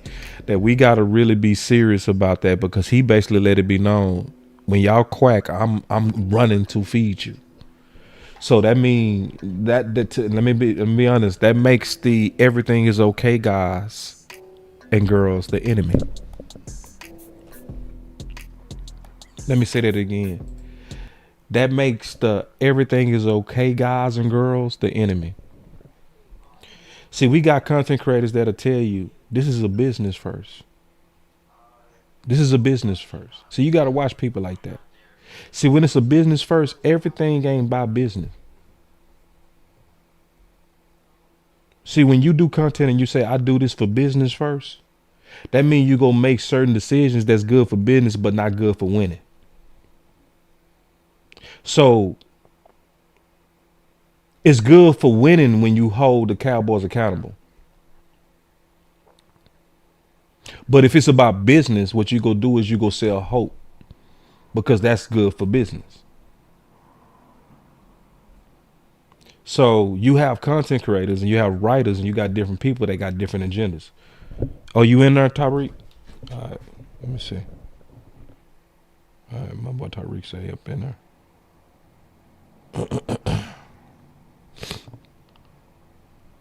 All right, let me lock the phones. All right, I'm definitely taking these two dudes.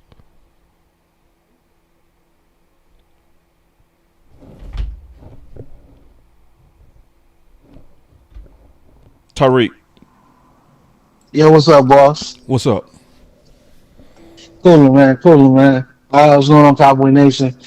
Uh, my thing is this, right? Pause, I pause, don't pause. mind. Hold on, pause. Yeah. I just want to do something real quick. I All don't right. even know who this is, but get him out of here, please. Everybody around me shooters, ain't no telling who was shooting. I don't play that.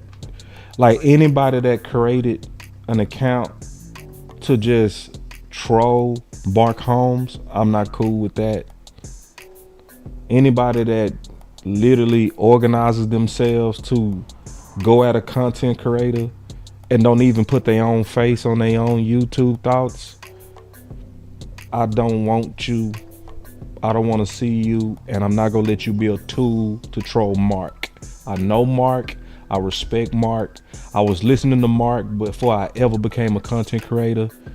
I'm not gonna let none of y'all ever disrespect any of the people that I rock with. Period. So, go ahead, bro. Hold on. I want to Yeah, make they've sure been. he did though. Let me make sure. Please let me know that's a confirmed kill, please. Please. Everybody around me shooters, ain't no telling who was shooting. I want to make sure I don't play with this type shit. I don't let people come in disrespecting people I fuck with. Go ahead. My fault, bro. That's all good, though. I respect that, though. You know what I'm saying? You gotta defend the community. I agree with that. No, I fuck with Mark. Um, You ain't gonna play with his name like that definitely, in my channel. definitely. Yeah. And this is my whole thing about the whole situation, boss. I definitely agree with you, far as us going to get so-called war daddy on this Yeah. defense. Yeah. I do, and somebody that and you know, especially two of the best that's in the NFL right now. I respect that. You know what I mean? Yeah. But my whole thing is too is like, would Jerry want to give up the whole future like that? You know what I mean? Especially with somebody like Miles Garrett, because I'm pretty sure you're gonna have to give up a pretty penny for him. You know what Yeah. I'm saying? As far as draft picks and compensation, I'm pretty sure you're going to give up a lot for him. Yeah. And I'm not totally against that. Depending on the price is definitely right, or they got to sweeten the pot a little bit on it just to make it right for both parties. And I kind of feel like Cleveland owes us anyway for giving us a 5th-round draft pick for Amari Cooper. That was some bullshit. So I'm going to say that. Them cats owe us. You know what I'm saying? We did them a favor. And even the Raiders, I feel like the Raiders owe us too for having to give them a 1st-round draft pick for Amari Cooper. So it works both ways for me. That's funny. Yeah, so I don't mind us going to get a premier superstar because I feel like we haven't had one since like far as at the edge. Maybe I would say DeMarcus Ware or even Charles Haley. And Charles Haley was the ultimate dude because he helped us win some Super Bowls up in. He helped us win them 3. So I wouldn't mind having a award daddy like Jerry says up here on his defense. But at the same time, too, I know how the Cowboys roll. They're very big on their 1st-round draft picks. They don't really like sitting on the sideline while everybody gets to play with their 1st-round draft picks. You know what I'm saying? Yeah. Because you remember the Amari Cooper situation. But at the same time, if we're doing that to get superstars in here, I'm with it all day. But at the same time, too, I don't mind with that 12th pick taking the best player on the board, whether it's offense or defense. As long as it's the best player, because I always feel like if a premier pick like that, you have to take the best player if you're drafting, not so much for need. And we got 2 1st-round draft picks. The second one could be for need. That first one needs to be the best player on the damn board. I love it. That's how. If you're not gonna trade the picks, I love it. You know what I mean? It's got to be the best player, man. Man, I love it. Or either trade up for who you want. Right. In that draft. That's how I look at it. Because 12, I agree with you. 12 is just about who's special to her. Because like Henny said, the minute it just gonna take 5 offensive players to push down somebody from the magnificent 7. That's how he said it. So if somebody's special sitting there, bro, you gotta get it. And to tuck point, because I ain't looked at the tackles. If it's special, you still gotta get it. I'm sorry. Because 12 is about what's special. You right. I agree. Like, need to me shouldn't be even in the conversation at 12. 12 should be who the best guy. Yeah, who the best guy is, man. Or if you go package both those picks or package one of those picks and with another pick from somewhere else to go up the board, to go get who you want in this draft. I can accept that. Yeah. You know what I mean? But at the same time, like you guys are saying, like we saying, we can't go in on the first day talking about I want to draft a need. No, that 20th pick, that's what you got there for. That's for the need. This is for the best player. Right. And that's basically where I'm at with that. You know what I mean? But at the same time, too, if we just go in and just try to draft the best players that we can draft, but at the same time, too, we all got to remember, we got into the trade deadline, too. You know what I mean? To do a lot of things, make a lot of moves, too, during the season. And we don't know what our record going to be. We might just be rolling and going be a few games behind, but we need a couple more players for them dudes to make some moves, because now we done got louder about probably needing a war daddy. You know what I mean? In the season, like, okay, now Jerry got to make another move for us to actually get over the hump. I don't know how this defense is going to play itself out. We kind of know what's up with the offense, but at the same time, we got to make they got to make real logical moves on how they're going to do this, man, because it can go either way. You know what I mean? Because you still might need good players by the time we get to the trade deadline. You know what I mean? Yeah. And we know Cowboys, they make moves sometimes if they got to in the trade deadline. We don't see it. And see, D Shift just said something that I love. I'm gonna turn off the music and read this shit. Oh, see, D Shift people ain't ready for this discussion, bro. He said, you get a wide receiver tackle, somebody becomes an asset you can flip. People not ready for that D Shift. D Shift. Oh, you talking about far as Pickens? Or shit. Or CD. Or Steele. Y'all give a CD? Oof. Yeah. It depends on for what. Like, it depends on for what. What you get in return. That's all. Yeah. Yeah, the only thing that I get a little upset with far as being a Cowboy fan sometimes is Yeah. that we quit to let our guys go. We quit to let our star guys go instead of adding to the damn team.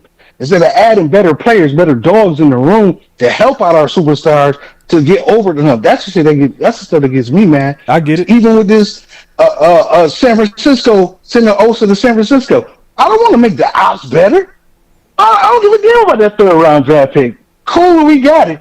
But I hate San Francisco so much. I don't want to make them dudes better. No, I'm with you. You know what I mean? But in terms of, see, and D Shift is saying that coming from a standpoint that you got somebody dope already. So, like for instance, if you get a receiver, Tyson or Tate, that's dope.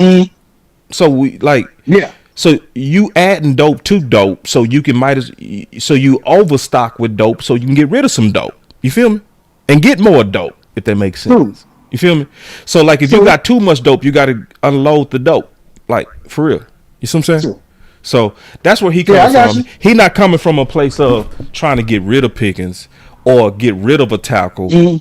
He's saying if you got too many, shit, then that becomes something you can flip, and it might not even be.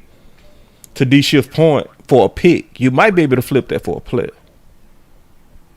Yeah, I agree with you on that one, boss. But at the same time, too, the reason I'm saying what I'm saying is like, look at the whole CeeDee Lamb, George Pickens dynamic. Yeah. Look what happened when we add good players. He mentioned tackle too. Yeah, that's cool too. My thing is when you add good, like another damn near good player with your good player, don't you see like they elevate each other? Because I feel like with CeeDee Lamb and George Pickens, they elevate one another. You know what I'm saying? Yeah. You see, nobody's taking away from that. Nobody taking away from that. But you seen CD do something different in his attitude as far as this year. He felt like but I will say this to D Shift point. This is assuming adding to that. So like if you got Tate or if you got Tyson, who I think got game that's similar to CeeDee Lamb, they play style the same to me, right? That's almost overkill, dog. You know what I'm saying? You might be able to flip one of them assets and put it on defense, bro. That might, you feel me? Is not, and you still gonna be extremely dope because now you got almost like 3 number ones. That's too much, bro. You know what I'm saying? So if you got 3 tackles and 3 starting capital, it's only 2 starting tackles. So that's what he's talking about. That's why he said if you get a tackle or if you get a receiver, that makes the other guys tradable, and it does. So let's say it does. So let's say if we balling out all the way to the trade deadline. Let's say if we got Tyson, right? Tyson, and we had Pickens and CD, and every one of them eating like, dog, you can't stop that shit. But let's say if we just nose bleeding at edge, just throwing it out, right? We just take it. It's like, damn, bro, we can't. We got to get somebody, you know. Well, we might need to take one of them weapons. You know what I'm saying? Like for real. Or so basically, you saying that those guys are balling out, but at the same time, you still got a person like Ryan Flournoy in the chamber, and you don't know what he's gonna do. Exactly. He might rise up too. That too is one of the good wide receivers on the team. That too. That's it. Yep. That's it. So it's not that people trying to get worse. It's just that when you have too much, what do you do with it? You know what I'm saying? So that's where D Shift coming from. Yeah. And I feel that. Yeah, but I'd rather his son Osa to Cleveland. Not to the Ops, man. That's shit that pissed me off because the reason I'm saying I'm pissed off about it is because I have people that I grew up with for years that's San Francisco fans. Yeah. I didn't hear the end of that when you did that trade. Right. You know what I'm saying? Because I was rubbing it in their face. I was rubbing it in their face when we traded for Trey Lance. Right. A lot of them didn't like that. Yeah. You know what I mean? But when they got their lick back, and I ain't like that. So that's all like, damn, Jerry, you couldn't send them nowhere else. Nobody else wanted them. You know what I mean? I Hey. can deal with it now, but at the time I was like, hell nah. But Nah, that I ain't mad at it, bro. But let me take this last call, Tariq, man. I was like, man, thank you, boss, man. No, thank you, all bro. right, Cowboy Good Nation, talk. holla at y'all. All right, Drew. Yes, peace. All right, so we got DP. DP, what's up with it, homie? What up with it, boss? Man, chilling. Man, I'm gonna try to be quick because I know you tired, bro. I ain't It's talked just to you two in a of minute. y'all, bro. It was just two of Yeah, y'all it's in cool. the queue. We can take our time, bro. I ain't tripping. Now, if it Check had it been out. I like ain't if it got had been talk- 6 calls, I would have been like DP. Nah, take your time, bro. We good. Yeah, I'm gonna try to keep it cool though when I say this. Mm-hmm. See, last time we talked was when Maxx got first put on the trade block. Mm-hmm. I called remember. in You went off. and I told y'all I was mad that y'all was tripping about trading for a living, breathing X-Men. Yeah, oh, man. I remember that. You went crazy. And that was around the time that we had all took up the moniker "fuck them picks." Yeah. Well, now I'm talking to you. It's a goddamn Kryptonian on the damn market. For real. Because that motherfucker's not human. Yes.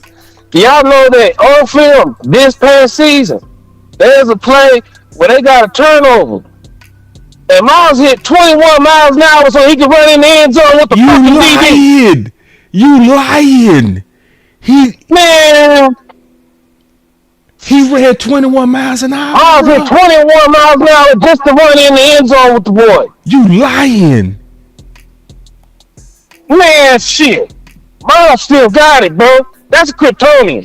He ain't even an X-Men. X-Men are human. They just mutants. That boy's a fucking alien.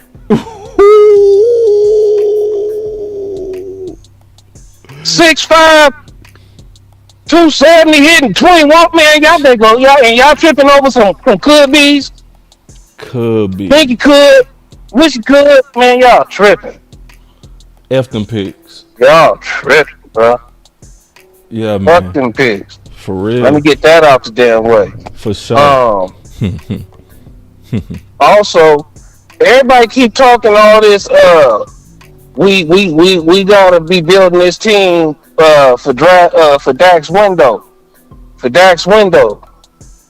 But y'all turn y'all nose up if it is a special tackle out there. And now we can potentially flip steal instead of Now we can potentially flip steal instead of just losing him for nothing. Or maybe we can do something with Guyton. I don't know. But we could get to better protect the franchise. Like, yeah. How that makes sense? It don't. How that makes sense? Yep. Now, I will say this. I've seen some of the film work, and I can definitely understand with this front. Everybody saying, no, I mean, we don't gotta have the greatest of linebacker. I'm still here to say that the laws of football say if you can get one, it's still better. Yeah, it is. Give a damn what scheme you in. No, it is. No doubt. Know what I mean? So, if we can figure out how to get that boy from Miami, I'm with that. Yeah. Jordan Brooks. Yeah. Yeah, that boy nice, bro. He is, bro. That boy nice. He fit, bro. Like he fit, bro. Like you need a dude that can flow, that can drop, that's gonna be in the hole in the right spot. That's him. And that sideline to sideline, bro. That's the thing, Man. bro. Cause see, our interior go make everything bounce outside, bro. You feel me? Everything can go bounce, bro. So when it bounce, he the perfect cleanup dude, bro. Like he fit. He really fit. Yep. Yeah, like and it's kind of really got me warming up. Know what I mean? I'm kind of really warming up to the thought of Maris being on the outside because I'm thinking about it. He gonna be the in our scheme. Know what I mean, I think I told you I grew up running in a 52. Know what I mean, the precursor to a 3-4. So you got to rush in and you got to stud in. You got to rush back in the stud back. You know what I mean? as a stud, yeah, Maris cool. The one that's gonna have to be the guy out in space, the one that's gonna be, you know what I mean, every now and then on a tight end or whatever. Yeah, Maris can do that. And if you mess around and leave him with nothing but a tight end, and he's supposed to come forward, or Maris mess around and get there. Yeah. Yeah. You know what I mean? He physical and he know how to get off a block. So Maris, and he got them long arms. Maris might mess around and get with BT and be nice. He'll shock some folks. I want him inside though.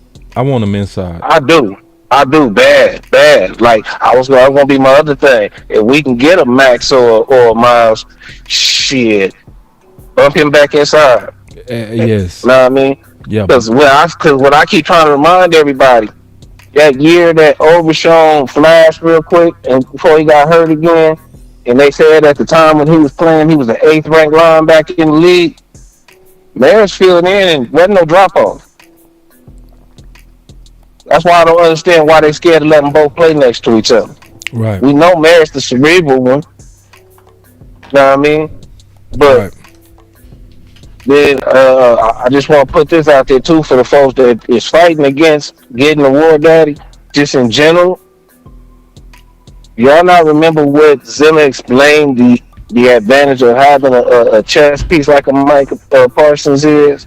You gotta have a dude that is an automatic threat to your blocking scheme that I can move around, who is an automatic threat and is going to change that blocking scheme. Right. That's how you dictate to the offense. Yep. Because I'm not going to let you run the play the way you drew it up. Here, you better make an adjustment. If you don't have that kind of force multiplier, you know what I mean, and it's beneficial if you got an edge dude with some flexibility to do some other stuff. You know what I mean? It's hard to put it on cue, and he got his hand in the dirt right next to the ball. It's always a crowd around him that can jump on him. When you got a dude on the edge that can move around and be in different gaps, now you got a chess piece, especially if he can actually do different things. I've seen Miles drop.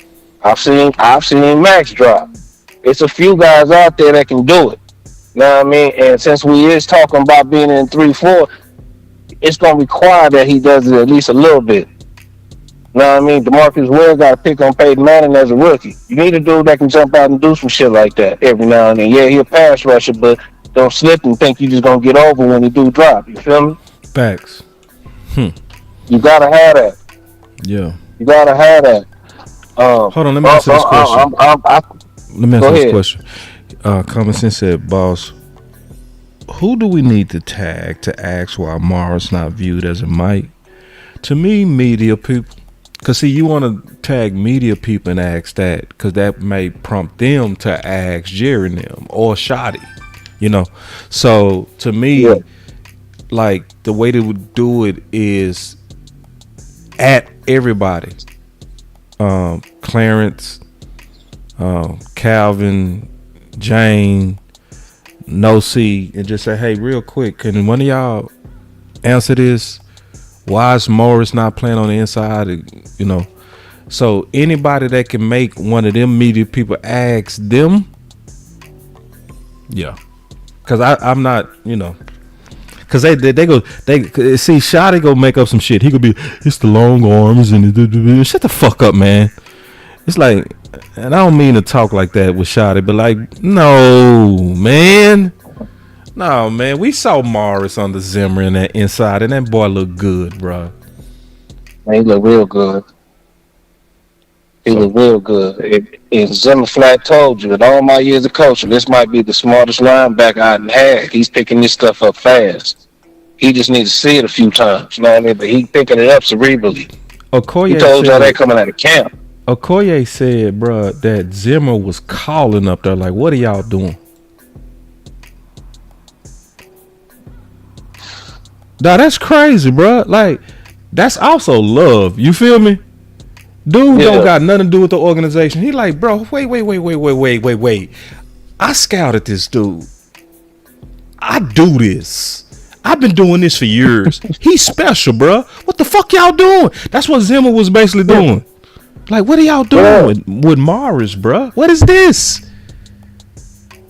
Yeah. And see, and when Okoye was pissed about it, it pissed me off even more. Cause I'm like, I was seeing it. But you know how it is, DP. But when you see your partner hype, right? For the same thing you've been seeing, it's gonna hype you up. You're gonna be like, oh shit, let's put it like this. We all need to go to war for Morris, bro. Let me just put it like that. We need to start a Morris campaign. Real talk.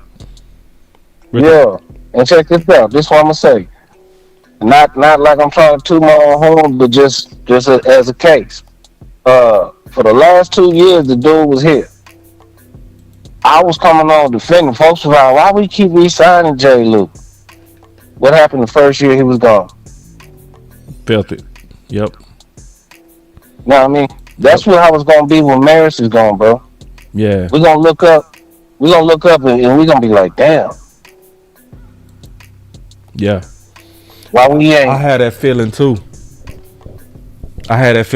Same thing we did. We gonna run them out of here. With Nation, Bennett. Know what I mean? We did it with Bennett, with Witten. Yeah. I mean, we did it with Ward. Did it with a few tight ends. Ward. We did it with a few tight ends, bro. Yep. With Witten, it was bad, bro. Yeah. Bennett went on, was an all-pro. Made one Super Bowl. That's how Morris was be. A 4-year start. Fasano was a 4-year starter in Miami. I think he made a Pro Bowl while he was out there. Swain had a decent little run after he left.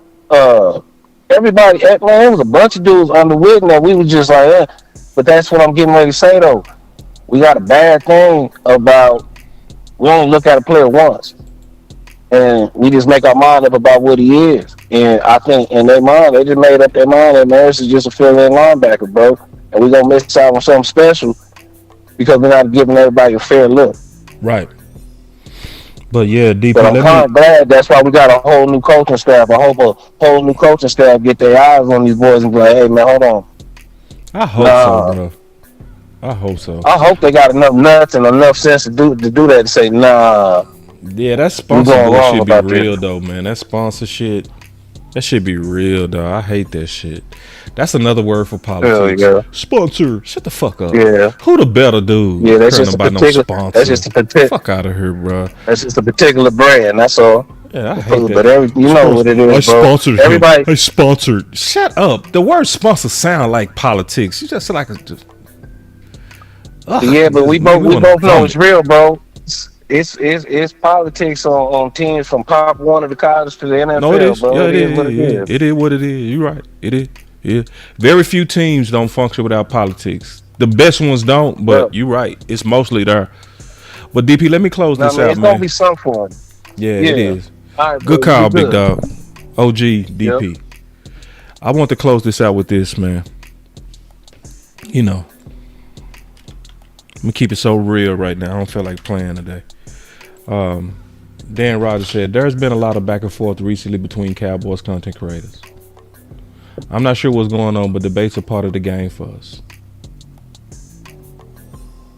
We follow the most polarizing team in professional sports. While heated discussions happen, we should never let it get personal. It's never necessary to bring someone down and elevate yourself. This is your space and you should make it what you want it to be. But being decent to each other is always a good way to go. I'm gonna first say this. This is fucking embarrassing. This is embarrassing, bro.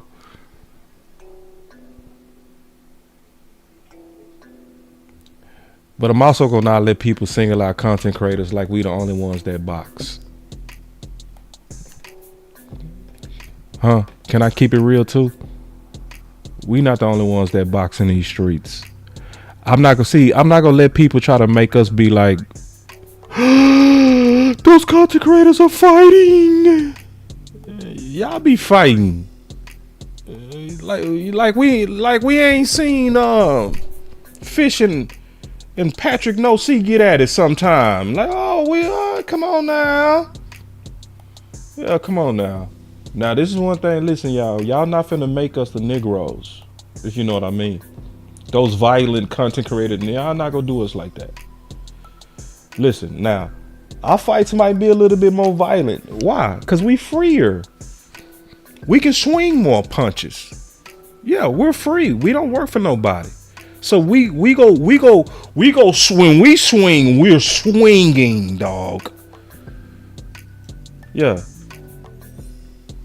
Yeah, and see, thank you, Devin. Exactly. It's not just a content creator. And I don't want to single it out like that, Devin. You feel me? I've been seeing the content creators. I've been seeing y'all ass too. For real. Like, yeah, exactly. Mickey and Brian Brothers. Yeah, some epic fights. Man, G-Bag Nation and Sean and RJ, they be going at it. It's rivalries, bruh. Like, come on now. Y'all not gonna make it look like content creators are just... nah, y'all not gonna make us the Negroes, bro. Like, we ain't finna do that. Like, this is what I mean by that. Every culture of people is violent, bro. Every culture of people are violent, bro. But see what they do with the blacks. Black on black crime.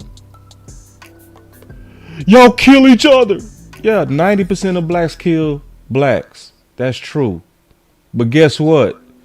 87% of whites kill whites. See, I ain't know that though. See, I ain't know that. Why? Because they focus on us. They use that number to make us feel like we killing each other. But then when you go look at every other culture, they kill each other. Which is saying that people, when they get rid of each other, they do it based on proximity, not color. So if you're around your people, that's where the crimes are going to be committed amongst each other.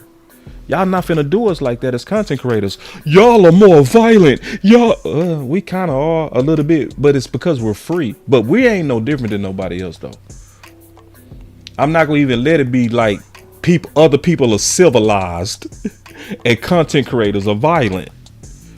Yeah, we saw what AOC did. Yeah, that shit was over the top to me. But at the same time, he independent. So when he do something, he can be over the top. Because he can. You know what I mean? He ain't got to count to nobody but him. Right? He ain't got no boss. So if he swing, he go swing. But nah, we ain't gonna make it. I just want us to also be balancing this too, bro. Cause say I see people want to throw all the content creators in just one big ass group, like we just violent and we're just listen, bro. Nah, we passionate. That's what it is. So like when Okoye and Lou, boxed, and obviously I've boxed people. It's violent. That's what it is. Our stuff go generate more attention because we free. That's just what it is. And so we can really throw a punch. I could throw a punch. I can really throw that thing. Versus these corporate people, they gotta kind of they throwing punches, but they not throwing it like us. Like so I just want to keep it real now. Y'all listen, I get that people looking at the content creators, but y'all not gonna do this black on black crime shit. I'm just not gonna let y'all label us like that. Just for real. We are really no different than y'all, bro. So if y'all able to get into it, go at it like Mickey and Brian Brothers. You know what I'm saying? If y'all able to do that, we able to do that. And y'all not gonna make us like y'all the blacks. The black on black crime. We ain't doing that. No, it's white on white crime, it's Asian on Asian crime, and they have about the same numbers, 87, 90% rates of violence against each other. So we not gonna do it. So yeah, so let's just keep it balanced. Like I get it. Yeah, it's been some couple of feuds in the streets. It's been some feud. Yeah, my boy say Jesse Holly stay fighting. Exactly, Jesse Holly fight everybody, bro. Like Jesse, chill out. Damn. But he fiery. That's how he is. He an ex-athlete. That's how cats is when you play. You might bump shoulders with him. That's how it go, bro. So, but I'm just saying, y'all not go just over isolate us over a few. I ain't gonna let y'all do that, bro. I'm just letting y'all be known. Y'all not go isolate all of us because of a few people that's doing too much. Just for real. So anyway, I just wanted to, speak my mind on that too. Like, nah, bro, y'all not finna do that. But the key thing that Jerry said today is we're not through. Yeah, we not through. So if you're not through, I want to see you get to work. I really want you to get that War Daddy going. And the other thing that he said that I'm gonna be doing another video on, I promise you, is that quack. You feed the ducks that quack. Yeah, but what's like the blacks are at it again. Yeah, that's how they'll do us. And see, let me say this before I get out here. See, that's what a lot of us had a problem with Charlie Kirk. Rest in peace. That's what a lot of us had a problem with Charlie Kirk, because they try to make it seem like, oh, he was just, debating. It was innocent. No, you was using false statistics to make us look bad as a people. That's what Charlie Kirk was doing. Yeah, and it was wrong. Blacks only make up 13%, but they make up 50% of the crimes. That's a lie. We make up 50% of the arrest. First of all, an arrest does not mean that you're violent.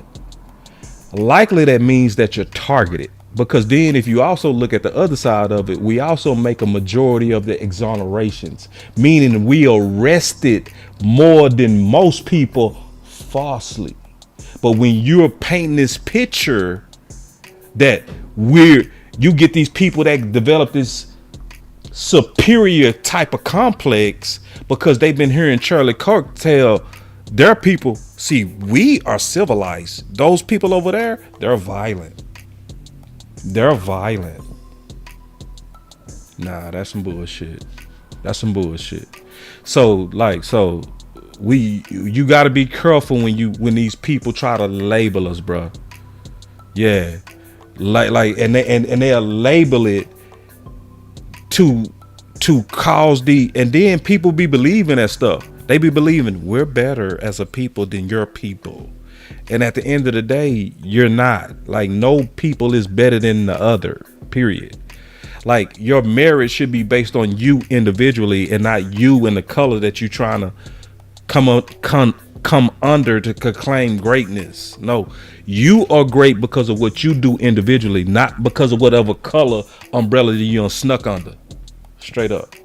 So listen, I just wanted to say that though, because I see the game on that too. Y'all not go point content creators as another level of violence. We ain't doing that.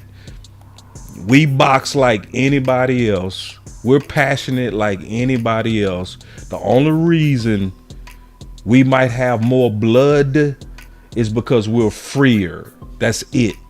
But if we work like y'all work under these networks, we know how to conduct ourselves too. Period. So I just want to be clear on that, man. Ain't nobody gonna be putting no stuff out there on the people that I rock with. And I don't even rock with LC at all. But I'm not gonna even let people like falsely shit on that motherfucker. I promise you. Because at the end of the day, he's still in the community. I don't gotta like him, but he in the community. So if you in the community, shit, I'm like, nigga, you gotta even handle his weird ass right. Like, for real. Like, everybody gotta get handled right. Period. I don't gotta like you, but they still gotta handle people right. You ain't go focus on more of what we doing and ignore what y'all doing. I'm just letting that be known. I'm not gonna let that happen. Period. So anyway. So y'all be looking out, man. Y'all be looking out, man. You know your boy Boss go bring some more videos soon, because I got 2 more videos coming on this Jerry stuff that I need to highlight, or I'm gonna go live about it, because I didn't highlight the stuff that he talked about with Pickens. I gotta highlight that. And a couple of more things that I'm gonna move on. I owe y'all a couple of films as well. So let me say this: if you like this type of content, first obviously do the obvious, hit that like and subscribe. That's what get it going. Hit that like and subscribe for your boy on all the platforms, man. We appreciate y'all rocking with us. Period. Also, man, we appreciate also the cash apps. That helps out a lot. You know, help me get caught up on my child support and that kind of stuff, man. I greatly appreciate that. And actually, it does really help with content. So, to the next live, to the next video, it's your boy, Boss Show Me. Bringing you another one, and I'm out.